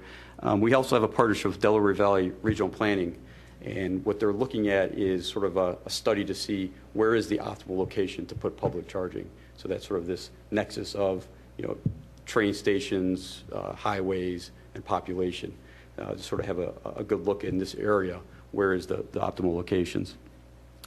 And then we have a lot of ongoing engagement. So we're dealing with all kinds of companies coming in that want to put in charging stations. You've got Community Energy talk about their project. We've probably been dealing with a half dozen or a dozen other projects in the territory, some in the city, some bigger projects. So we've been actively engaged. And one of the things we can bring to the table is optimizing the location of those stations. So they're fairly expensive, the level 2 chargers, but they get even more expensive if you put them in the wrong spot, and you've got to run a lot of underground cable in the city.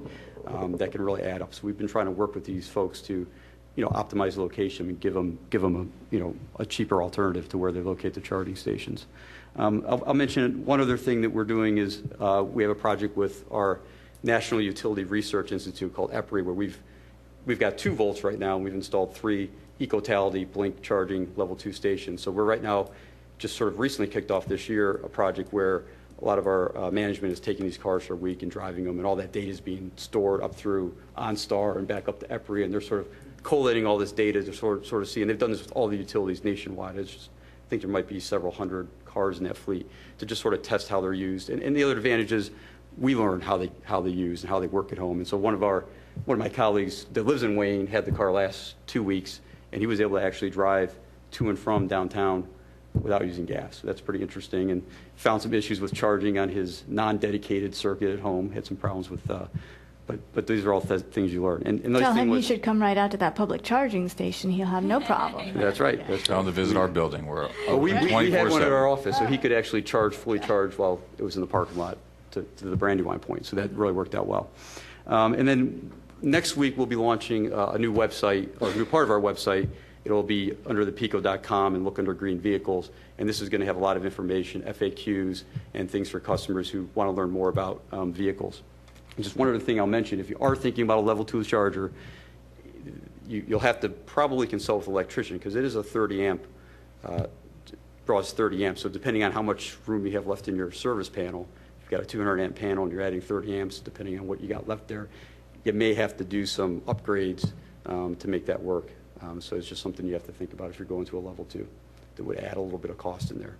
So that was all I really had to say, and I'll stay up here if there's questions. Okay, thank you very much. Sounds like we've had quite a lot of information from a lot of different perspectives, and I appreciate everybody's participation. We'll open it up to any questions that folks may have. Just feel free to come up to the microphone if you have any questions. Come on, John Fisher, you have to have a question. There we go.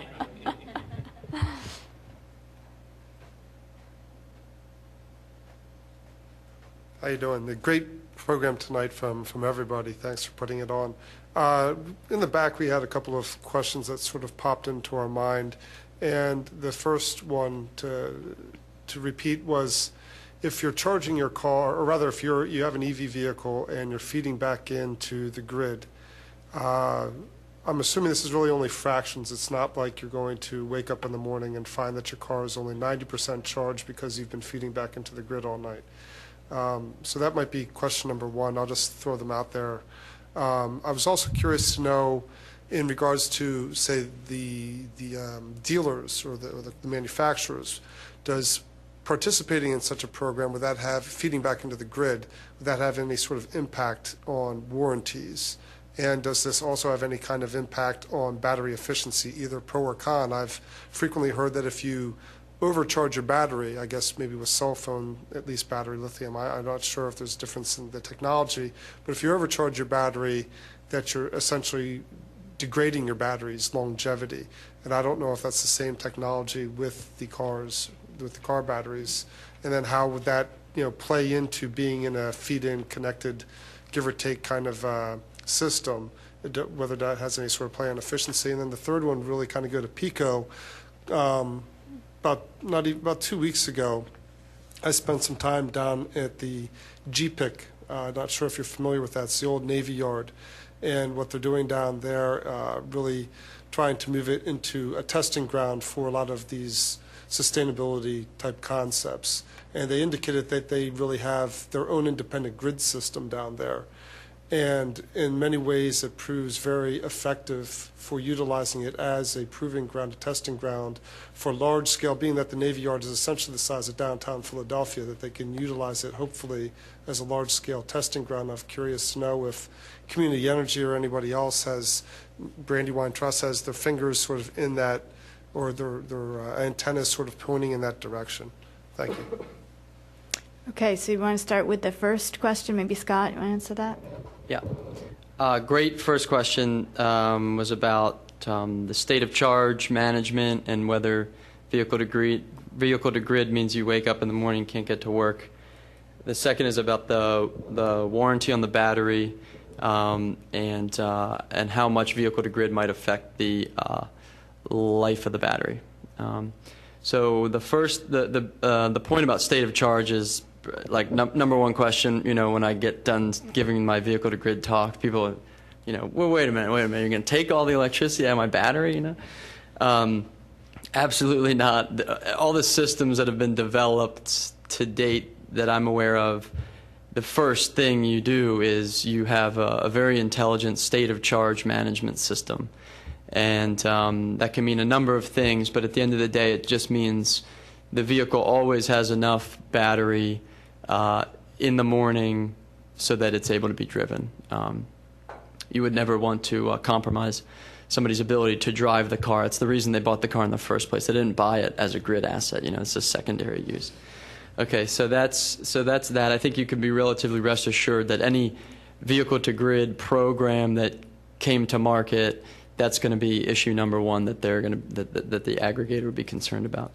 The second thing about the warranty, I don't want to speak for the manufacturer at the table, but every manufacturer that I've talked to in Detroit is they're obviously very concerned about the warranty doing a vehicle to grid a program.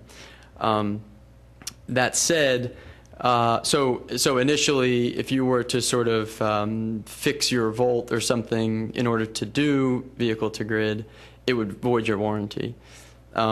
But that said, you can provide grid services. You don't have to backfeed electricity.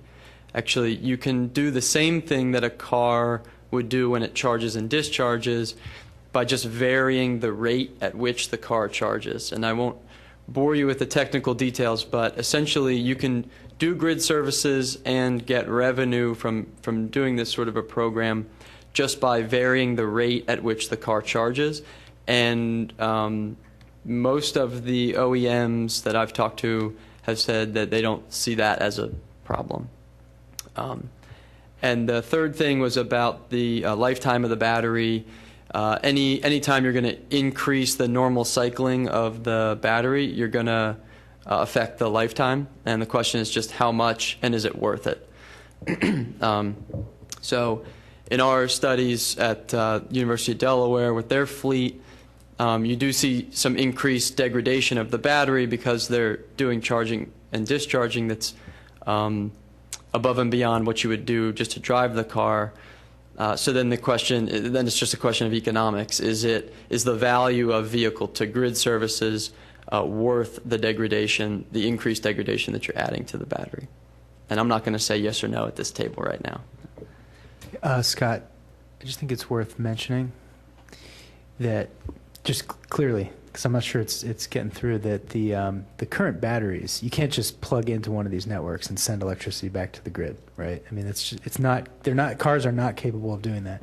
You would have to alter it somehow, and as you said, probably void your warranty. That's a good primer I didn't lay down there. Every mass produced electric vehicle plug-in hybrid coming to market today, and probably I'd say in the next 2 or 3 years, will not have bidirectional capability. There are drivetrain manufacturers that make these things. You know, we used one in Delaware. It's a company out in California that makes a drivetrain that has bidirectional capability.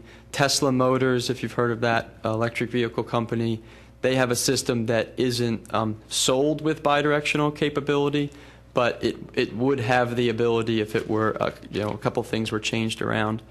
But there are some global OEMs, vehicle OEMs that are producing bidirectional drivetrains today. So I don't think it's that far away to have a commercial bidirectional drivetrain.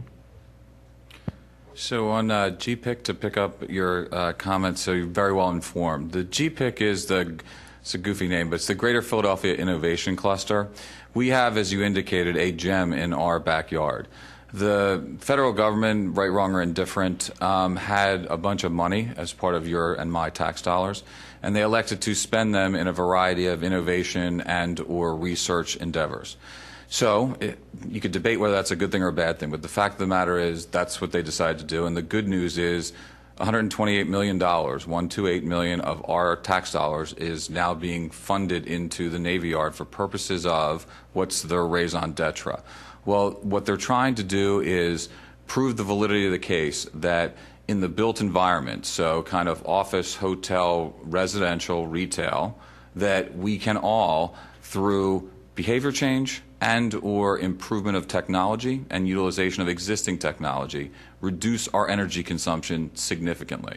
So they are using those dollars to create studies, models for energy consumption, and to be able to use off-the-shelf, not newfangled stuff, but off-the-shelf deployment of technology in scale in 100,000 and less square foot buildings. So how can you prove the validity of the proposition that if I invested in upgrades of lights that reduce the wattage, well, how much wattage would we reduce? What would be the cost to do that labor-wise? And then over time, how long would they last? So again, CFL 10 times, or compact fluorescent 10 times better than an incandescent, LED 10 times better than that, so 100 times better than an incandescent. So that's one little example. There's 50 of those in the kind of any building. So whether it's lights, whether it's HVAC, whether it's plug load, whether it's chillers, whether it's variable frequency drives, all kinds of different things that are potentially in a building, because every building is a little bit different.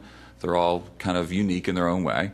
How can you incent that behavior, both behavior modification, so a little bit of the smart grid that Pico was talking about, so how can you, as a consumer, so Energy Star labeling, people have started to get that it's a more efficient deployment of technology into toasters, refrigerators, all kinds of stuff. Well, we can do that in the buildings as well. So Energy Star labeling for buildings, very real thing, measures, monitors, tells you where you're efficient or not as compared to everybody else. And the GPIC is using those dollars in order to create the business case for where do you invest, what's the return on the investment, what's the payback period, so you can prove to smart people that aren't really thinking about this that this is a good return on your investment dollar. So again, a great thing in our backyard. If you haven't gone down there, it's worth going down to check it out. As the gentleman said, the Navy Yard is just an extraordinary place. It is as big as all of downtown, kind of from front to the Schuylkill, South Street, all the way over to Vine Street. That's as big as the Navy Yard is. It's huge. And they've got some wacky stuff down there. So they've got, a Zeppelin hangar. I mean, there's not many Zeppelins these days, but there's a Zeppelin hangar. They also have some old Navy stuff that, think of an aircraft carrier. Well, the amount of power that an aircraft carrier generates is an extraordinary amount of power. And so the ability to harness that power in ways and use that for purposes of powering buildings is pretty wild stuff. Now, again, as the gentleman indicated rightly, that area is a little bit off-grid. Not totally, but it's a little bit off-grid, and so it provides the ability to sort of test stuff without creating havoc for Pico, creating fluctuations in the grid. And so, not Pico, PJM, sorry, I'm looking the wrong way. And so what they're doing down there is some pretty novel stuff. They're looking at renewables, they're looking at kind of existing technology, kind of smart building technology. How can you layer software on top of existing systems to optimize both analytically, but to utilize the data to change behavior. So really cool stuff.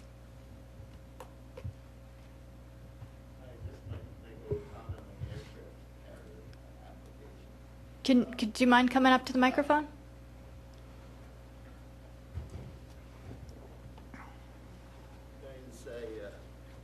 like to make a little comment on the aircraft carrier installation and application, and that is that unless it's a nuclear aircraft carrier, the amount of the cost of the fuel to run the engines on the carrier would be so high that the efficiency of the system would, economic efficiency would drop so low it's not usable. So it's an excellent point on the cost of the fuel. And what they're toying around with is converting the diesel fuel that they would typically use to run, or a heavy oil, to natural gas. And so the natural gas prices being at record lows, other than yesterday they spiked back up a little bit, they're thinking seriously about, can they run a natural gas line to run those turbines? Because again, the amount of power that's generated out of there is pretty extraordinary. So again, neat stuff that they're thinking about, kind of how do they better deploy the resources that they have, because they train most of the Navy at that one facility down at the Navy Yard. All the ensigns come in and they're trained right there. Hi, my name is Josh Hilbert. I have two questions about the batteries. We can use Chevy Volt's batteries as an example on how it's best utilized to prolong life, maybe. So, for instance, is it recommended that you try to use up the full battery before you charge it up? What if you did only travel 2 miles a day and you just kept doing a top off every day? That's my first question. And well, why don't you take the answer to that, and then I'll address my second question. No, I got it. Actually, what they did was go to the lithium ion. That way, you don't have to drain it all the way. Years ago, you remember your power drill? If you didn't deplete that battery all the way, it had memory. So when you went to recharge it, it would lose efficiency. Lithium ion's the opposite. You could drive the car 5 miles, turn around, plug it in your garage, off peak, and plug it back in, and it's going to go fully charged, and you're not going to lose any. Now, over the course of years, it'll lose about 20% of its efficiency. Chevy recommends the battery's good for 10 years, and it's warranted for 8 of those. But they do say, okay, like any battery, it's going to lose a little efficiency, but not much. And what about how it's stored long term? Is it recommended to be stored charged, uncharged, or doesn't matter? Doesn't matter. Well, They said, you can keep the car plugged in for weeks at a time. And if you just don't drive, if you work from home, that's a perfect example. You don't have to, okay, the car's fully plugged, to go downstairs and unplug it. You can leave it plugged in forever. And it has a smart grid in there, so it's not going to allow the battery to overcharge. So that sort of brings up my second question, and that is the state of battery research now in the United States, in the world. My two general questions are, where does the United States stand in the development of battery technology, both in production of current technologies and development of future technology? And how does that, how does that maybe affect what the future of storage for the grid, how does that affect that picture? Thanks. I try to be a battery expert so hard, and it's just this space is moving so fast that it's really hard to keep up. There's a couple of numbers off the top of my head that I've heard is that the efficiency of lithium-ion technology is gaining about 8% per year, roughly, and that's with regards to the energy density, so how much kilowatt hours you can fit in the same amount of battery.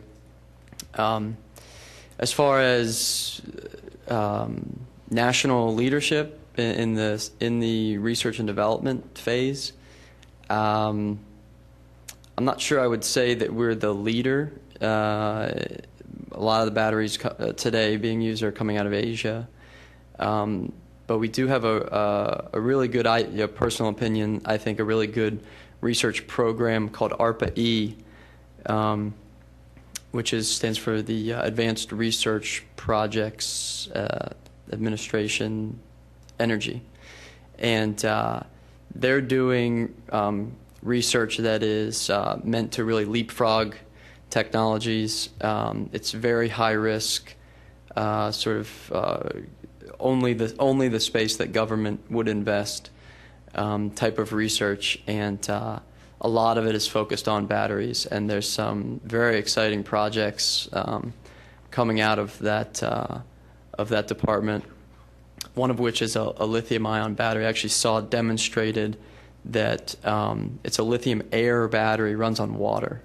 So actually you put this battery in water and it generates electricity. It's pretty fascinating stuff.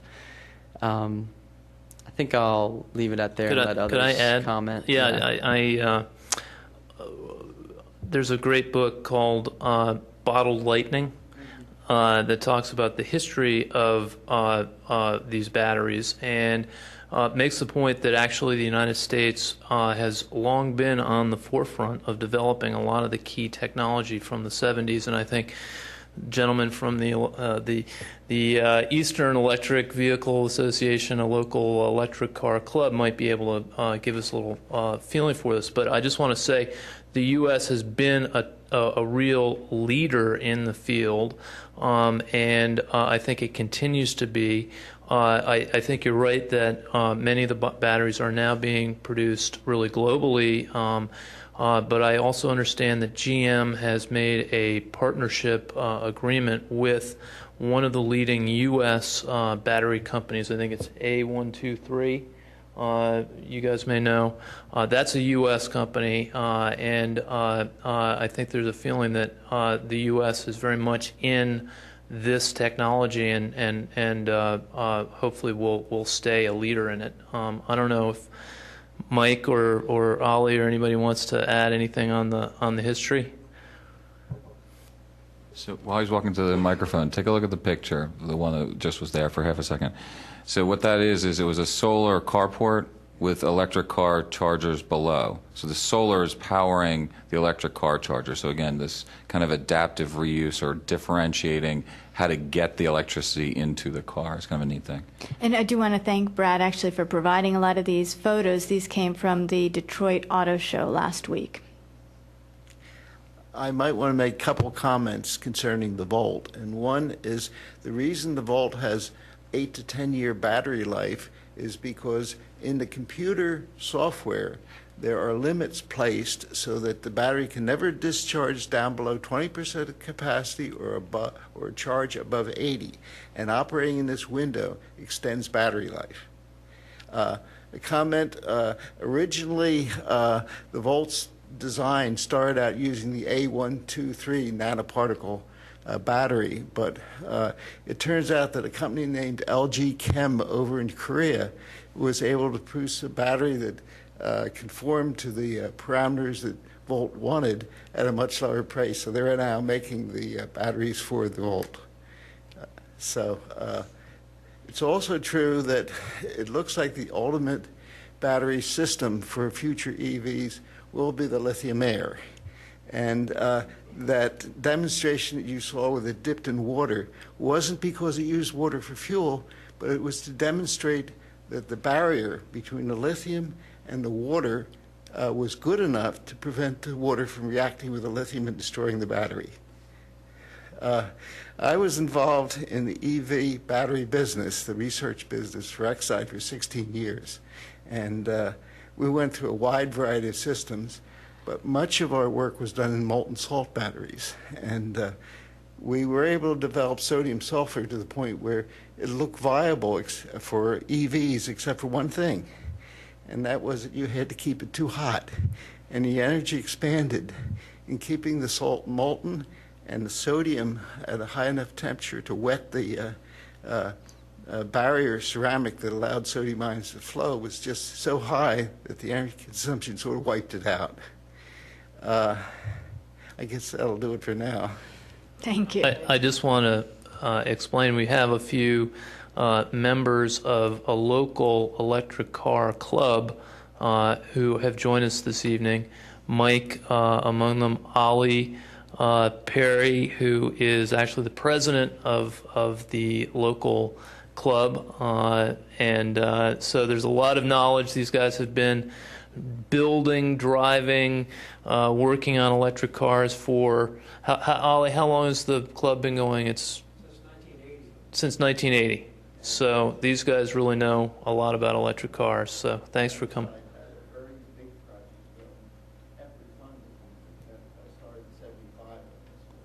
That's great. That's great. They meet every month, right?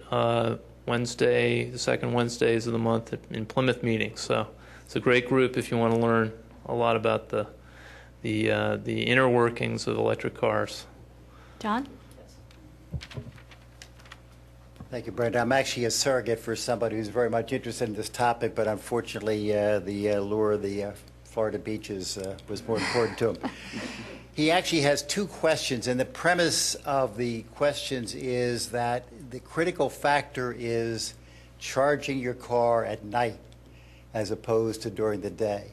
And his two questions, one you've already addressed to a certain extent, and that is, what is the difference of the cost per kilowatt, per mile, between charging your car at, say, at midnight as opposed to the heat of the day in July? I gather Sloan will be doing the environment, or will be doing the grid a great deal of service by charging at midnight, but I'm not sure he's going to save that much. Is that a true statement? It's a great question. There is a cost savings to the grid at the wholesale level. So just generally speaking, electricity that's generated during daytime hours tends to be more expensive than electricity generated at night. It has to deal with the fuel source that's being used and such. But that price differential is generally not seen at the retail level. We typically just pay one retail rate, and that includes all these different factors at the wholesale level. But I think with the smart grid coming in and PECO's efforts to roll out smart meters and other utilities across the country, the idea of more dynamic rate structures that reflect what's actually going on at the wholesale level is probably going to become a reality. So I think that there is a future where at the retail level, your vehicle or your meter, whatever it is, can see price differentials that's happening in real time. Just to add a half a second to that. So obviously I'm not going to cross swords with the PJM because he obviously knows what he's talking about. But in the office context, it's a little bit different in that we're more on the wholesale market side. And so as the day goes on in the summer, pricing wildly varies. And so again, a couple cents a kilowatt at night, 2 in the morning, then 5, 6, 7, 8, 9 in the morning. In the afternoon, on those 105-degree days that we had during July, which I suspect that's what we were talking about, the pricing got up to like kind of 90 cents, $105.05 a kilowatt versus 12 cents. So a wild variation in pricing. So the ability to predict that, know what your temperature is going to be a day ahead, because you can do that, and they publish what the price is.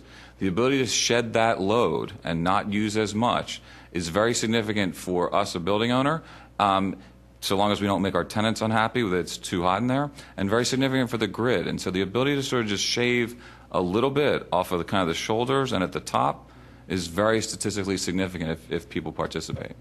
So Sloan, charge your car at Brandywine at midnight. Second question, I don't think we have talked about it. I think it's a very interesting question.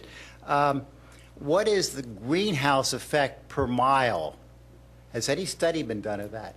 Obviously, electric cars don't produce nearly as much greenhouse gases, but the electrical generation required is going to produce greenhouse gases. And is there a difference between, again, midnight, when presumably cleaner fuels are used, such as nuclear power and wind generation, as opposed to during the middle of the day? Have any studies been done in that area? Studies abound.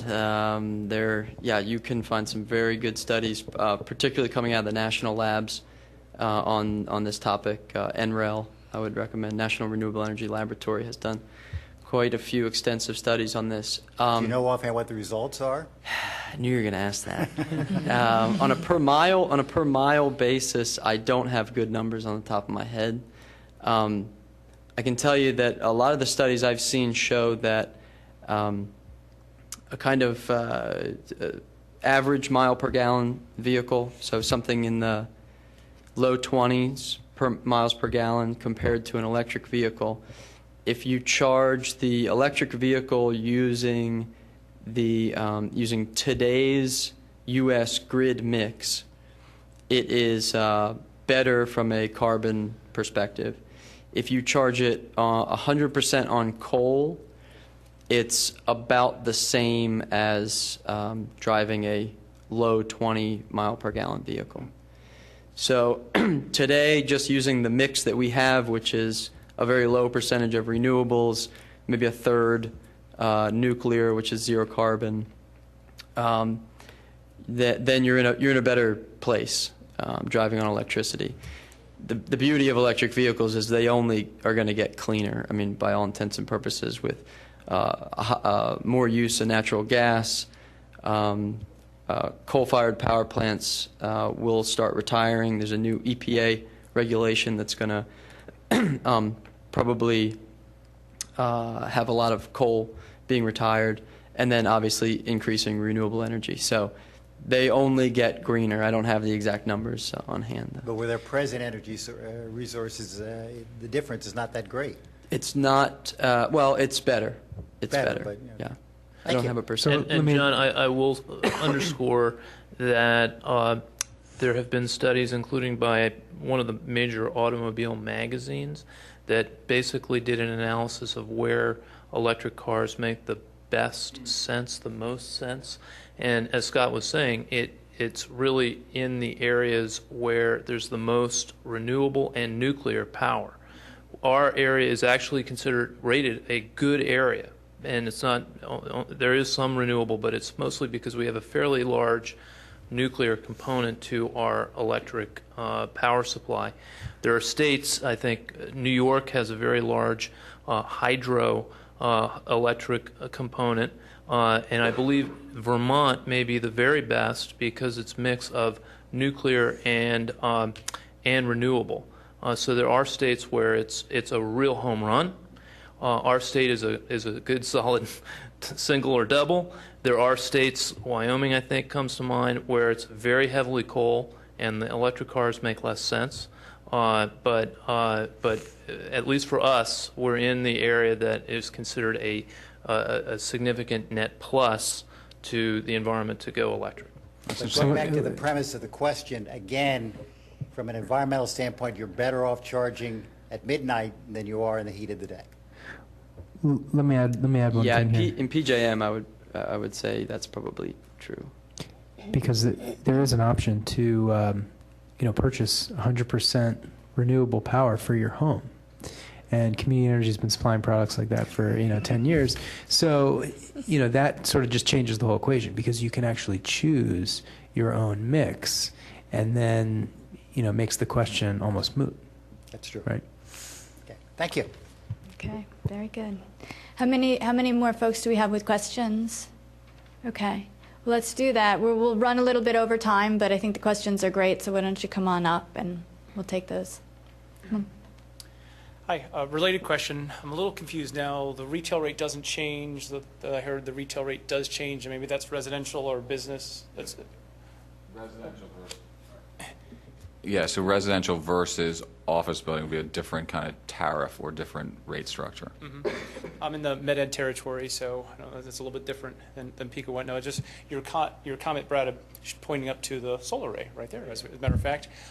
When does this all get integrated where you try to pull the sun energy and then feed back at a different time and get credit for the difference in pricing? I guess this question, when do we really expect to see day part timing billing being integrated into for consumers and commercial? So great question. I think these guys will have better visibility into when's the grid going to be able to handle that. Sounds like a 3-5 year proposition, but again, they'll know better.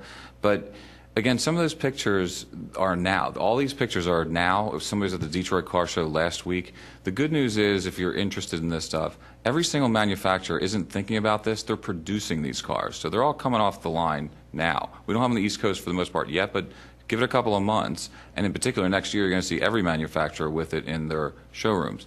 Some of those cars, even today, one of those pictures, you can't really see it too well, there's a mini solar panel in the sunroof. And so as you're driving around, where are they selling them? Shockingly, California and Arizona, because there's a lot of sun. And so when you're driving around, it's not going to charge the whole thing, but the ability to sort of top off if you're only going 10 miles, 15 miles, that's here today. So that's not a tomorrow thing. And those kinds of ideas, I think, are only going to get better quicker. Just 3-5 years feel right? Or is it longer? 3 to 5 years for kind of the ability of the grid to take back. Maybe I can add some light on that. So in Pennsylvania, there was a law passed in 1998, Act 129, that requires all the utilities, BED, PECO, PPL, to install a smart grid system within 15 years. So you can do the math there. So it could take you out to 2023, if I did my math right.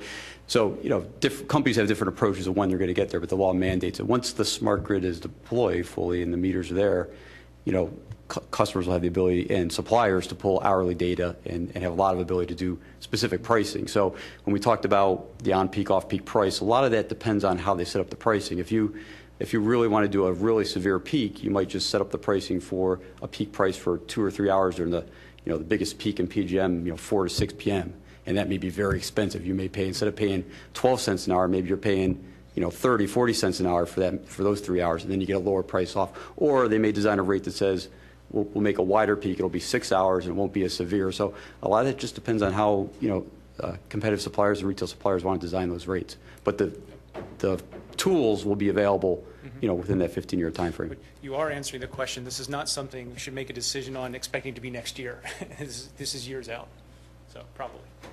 Okay, thanks. And I should say, I'm really talking about the mass market, retail, small commercial. The larger customers have hourly metering today, so they can play in the wholesale market if they want.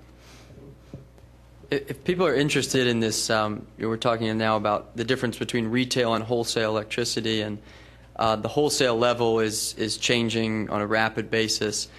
A great visualization of this, and the shameless plug here, is if you go to pjm.com, that's all you have to do, pjm.com. Right on our home page, you'll see in 18 different zones within our territory, we calculate the real-time price of electricity every 5 minutes. So you can sit there and actually watch that screen, and it's really fun on a hot summer day.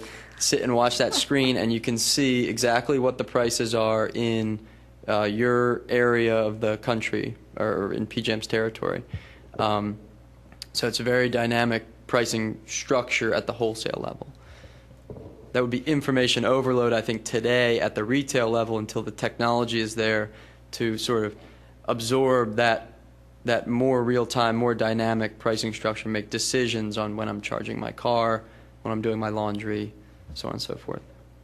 Could I ask a PICO question? Even though you may not be allowed to modify your tariff for retail, I know you've done some very innovative incentives for homeowners to buy efficient appliances, helping them, rebates, that sort of thing. Has there been consideration of something like that which would get at one of the key issues for electric cars, which is the cost? Sort of an encouragement, maybe not a huge a dollar figure, but some sort of upfront rebate or something like that would help folks move in this direction. Is that something you guys have been kicking around? Yes. That's why I'm looking at Nate, because he's working on that now. We've been looking at some ideas. One of the challenges is I don't think it's going to be a little bit of a stretch to fit electric vehicles under the definition of Act 129, which would be one potential funding source.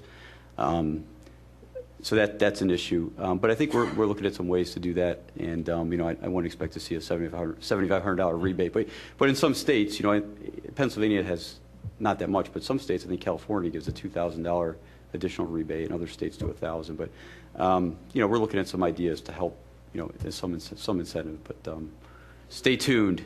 Stay tuned. Okay, I think we were going to take a few more questions of those that were waiting. Hi, I apologize for being late, and I don't know if you covered this, but does the Volt or any other electric vehicle have regenerative braking capabilities?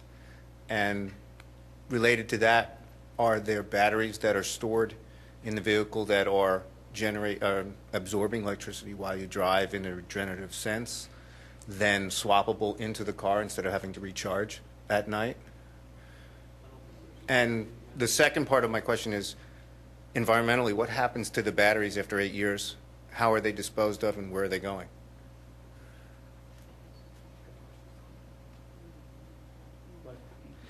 Well, as far as the braking goes, it does use regenerative braking. So any electric motor turned backwards becomes a generator.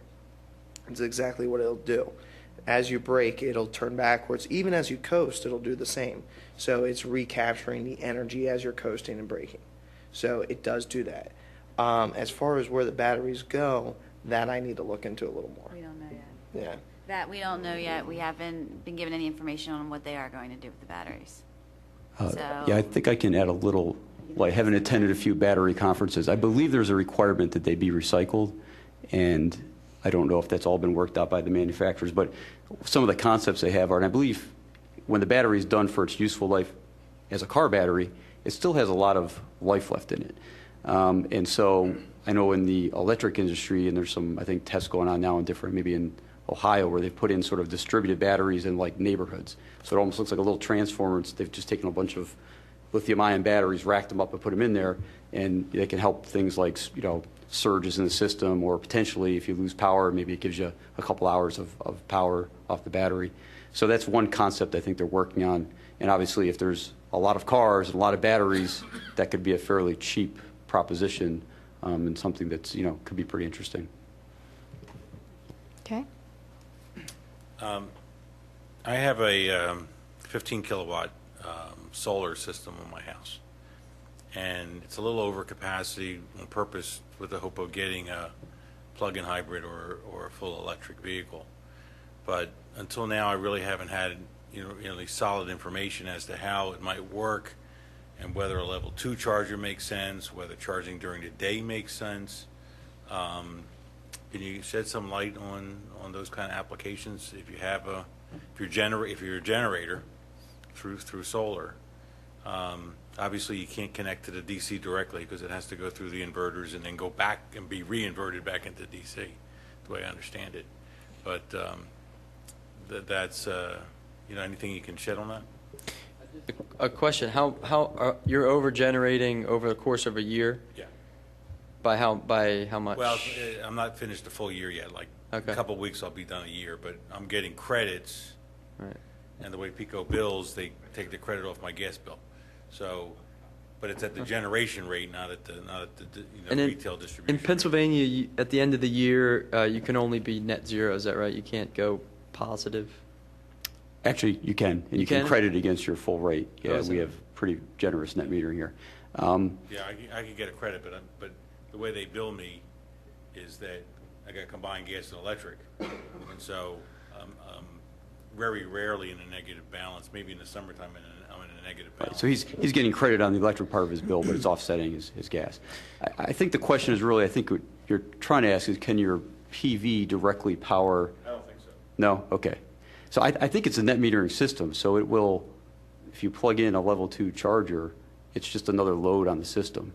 Now, as to whether you're going to have capacity, excess capacity to offset the full current that the level 2 is going to draw, I wouldn't know that without understanding your details. If you give me your card afterwards, I'm sorry to interrupt. I believe that one picture, again, this is a 30-second conversation that somebody told me over, an alcoholic beverage. But if I'm allowed to say that on TV. I believe that array is powering the electric station there. Now, that's a commercial grade. There's 7 of those chargers there. But I'm happy to sort of put him in touch with you, and you can chat with them as to it. I suspect it may be too small at your house to do that. It might not be, you may be able to do it, but it's not economically efficient. But it's worth at least chatting. I think my understanding, I've met with some of the manufacturers, I don't think that solar array is fully powering those 7 or 8 charging stations. It just sort of offsets it a little bit. Yeah. Question? The smart meters based on the tariff were supposed to be available in October this year. If you don't put them out there, I think it's a $25 or $35 charge. And like you're talking about off-peak, I have an off-peak meter, and that terminates at the end of this year. And the impression that I've been told was that PICO was going to have, when the smart meter came in available in October, that was sort of overcoming the loss of the off-peak metering. And this is the first time I've heard that you're not going to have any adjustment for next year, because P&L, I think, has smart meters, and they're giving people time-of-day pricing at the retail level, because most of these alternative suppliers, they're not going to offer any kind of off-peak pricing.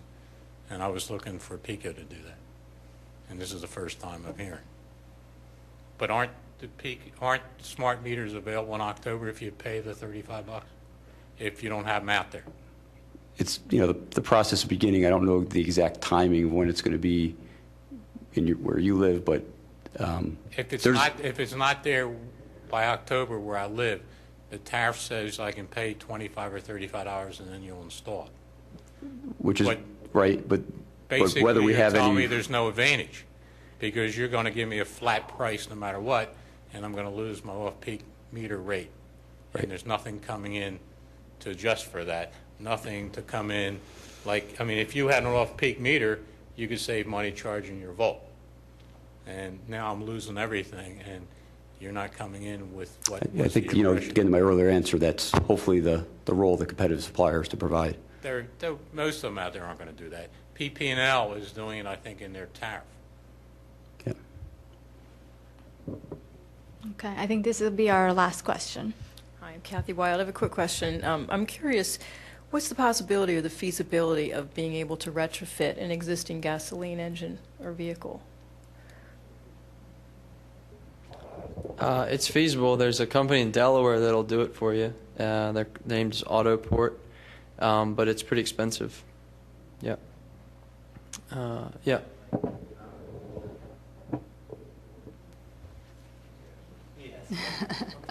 Essentially, there are on the internet companies that sell conversion kits, and if you're mechanically adept, you can take virtually any stick shift small car, buy one of these kits, and do the job in your garage.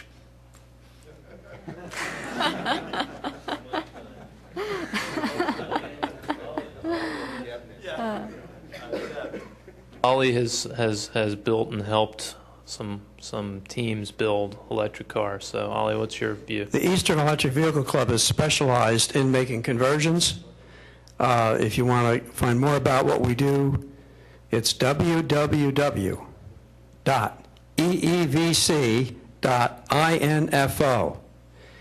And if you want to come to our meetings, we'll be glad to help you make a conversion. That's what we are good at. And if you want to talk to anybody here tonight, we've got a group of people here, and we've got a lot of people in our organization who have even put online in our links how they've made their conversions. The prices are like any automobile. If you want to get a cheap gas car, you can pay, a used one, a few $1,000s. If you want to travel first class, you buy, same with electric car conversions. They come in all types and all grades. It all depends on what you want out of your car, long distance, speed, or just a local commuter. If you want to haul a lot of cargo, that's another factor.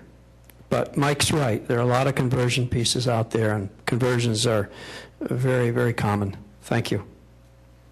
All right. Oh, one more. www.eevc.info. Thank you. Thank you. We're very happy, Sloan, to have you join us because you come from a good area.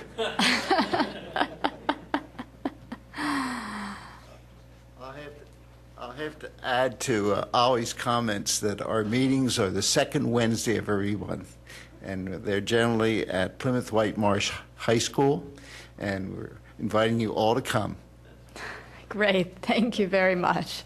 Well, I want to thank everybody here on the panel for just really excellent presentations. There was a lot of terrific information shared, and thank you to everyone that turned out for the audience today. We really appreciate all of the questions and your attention, and look forward to seeing you all driving electric vehicles pretty soon. Thank you.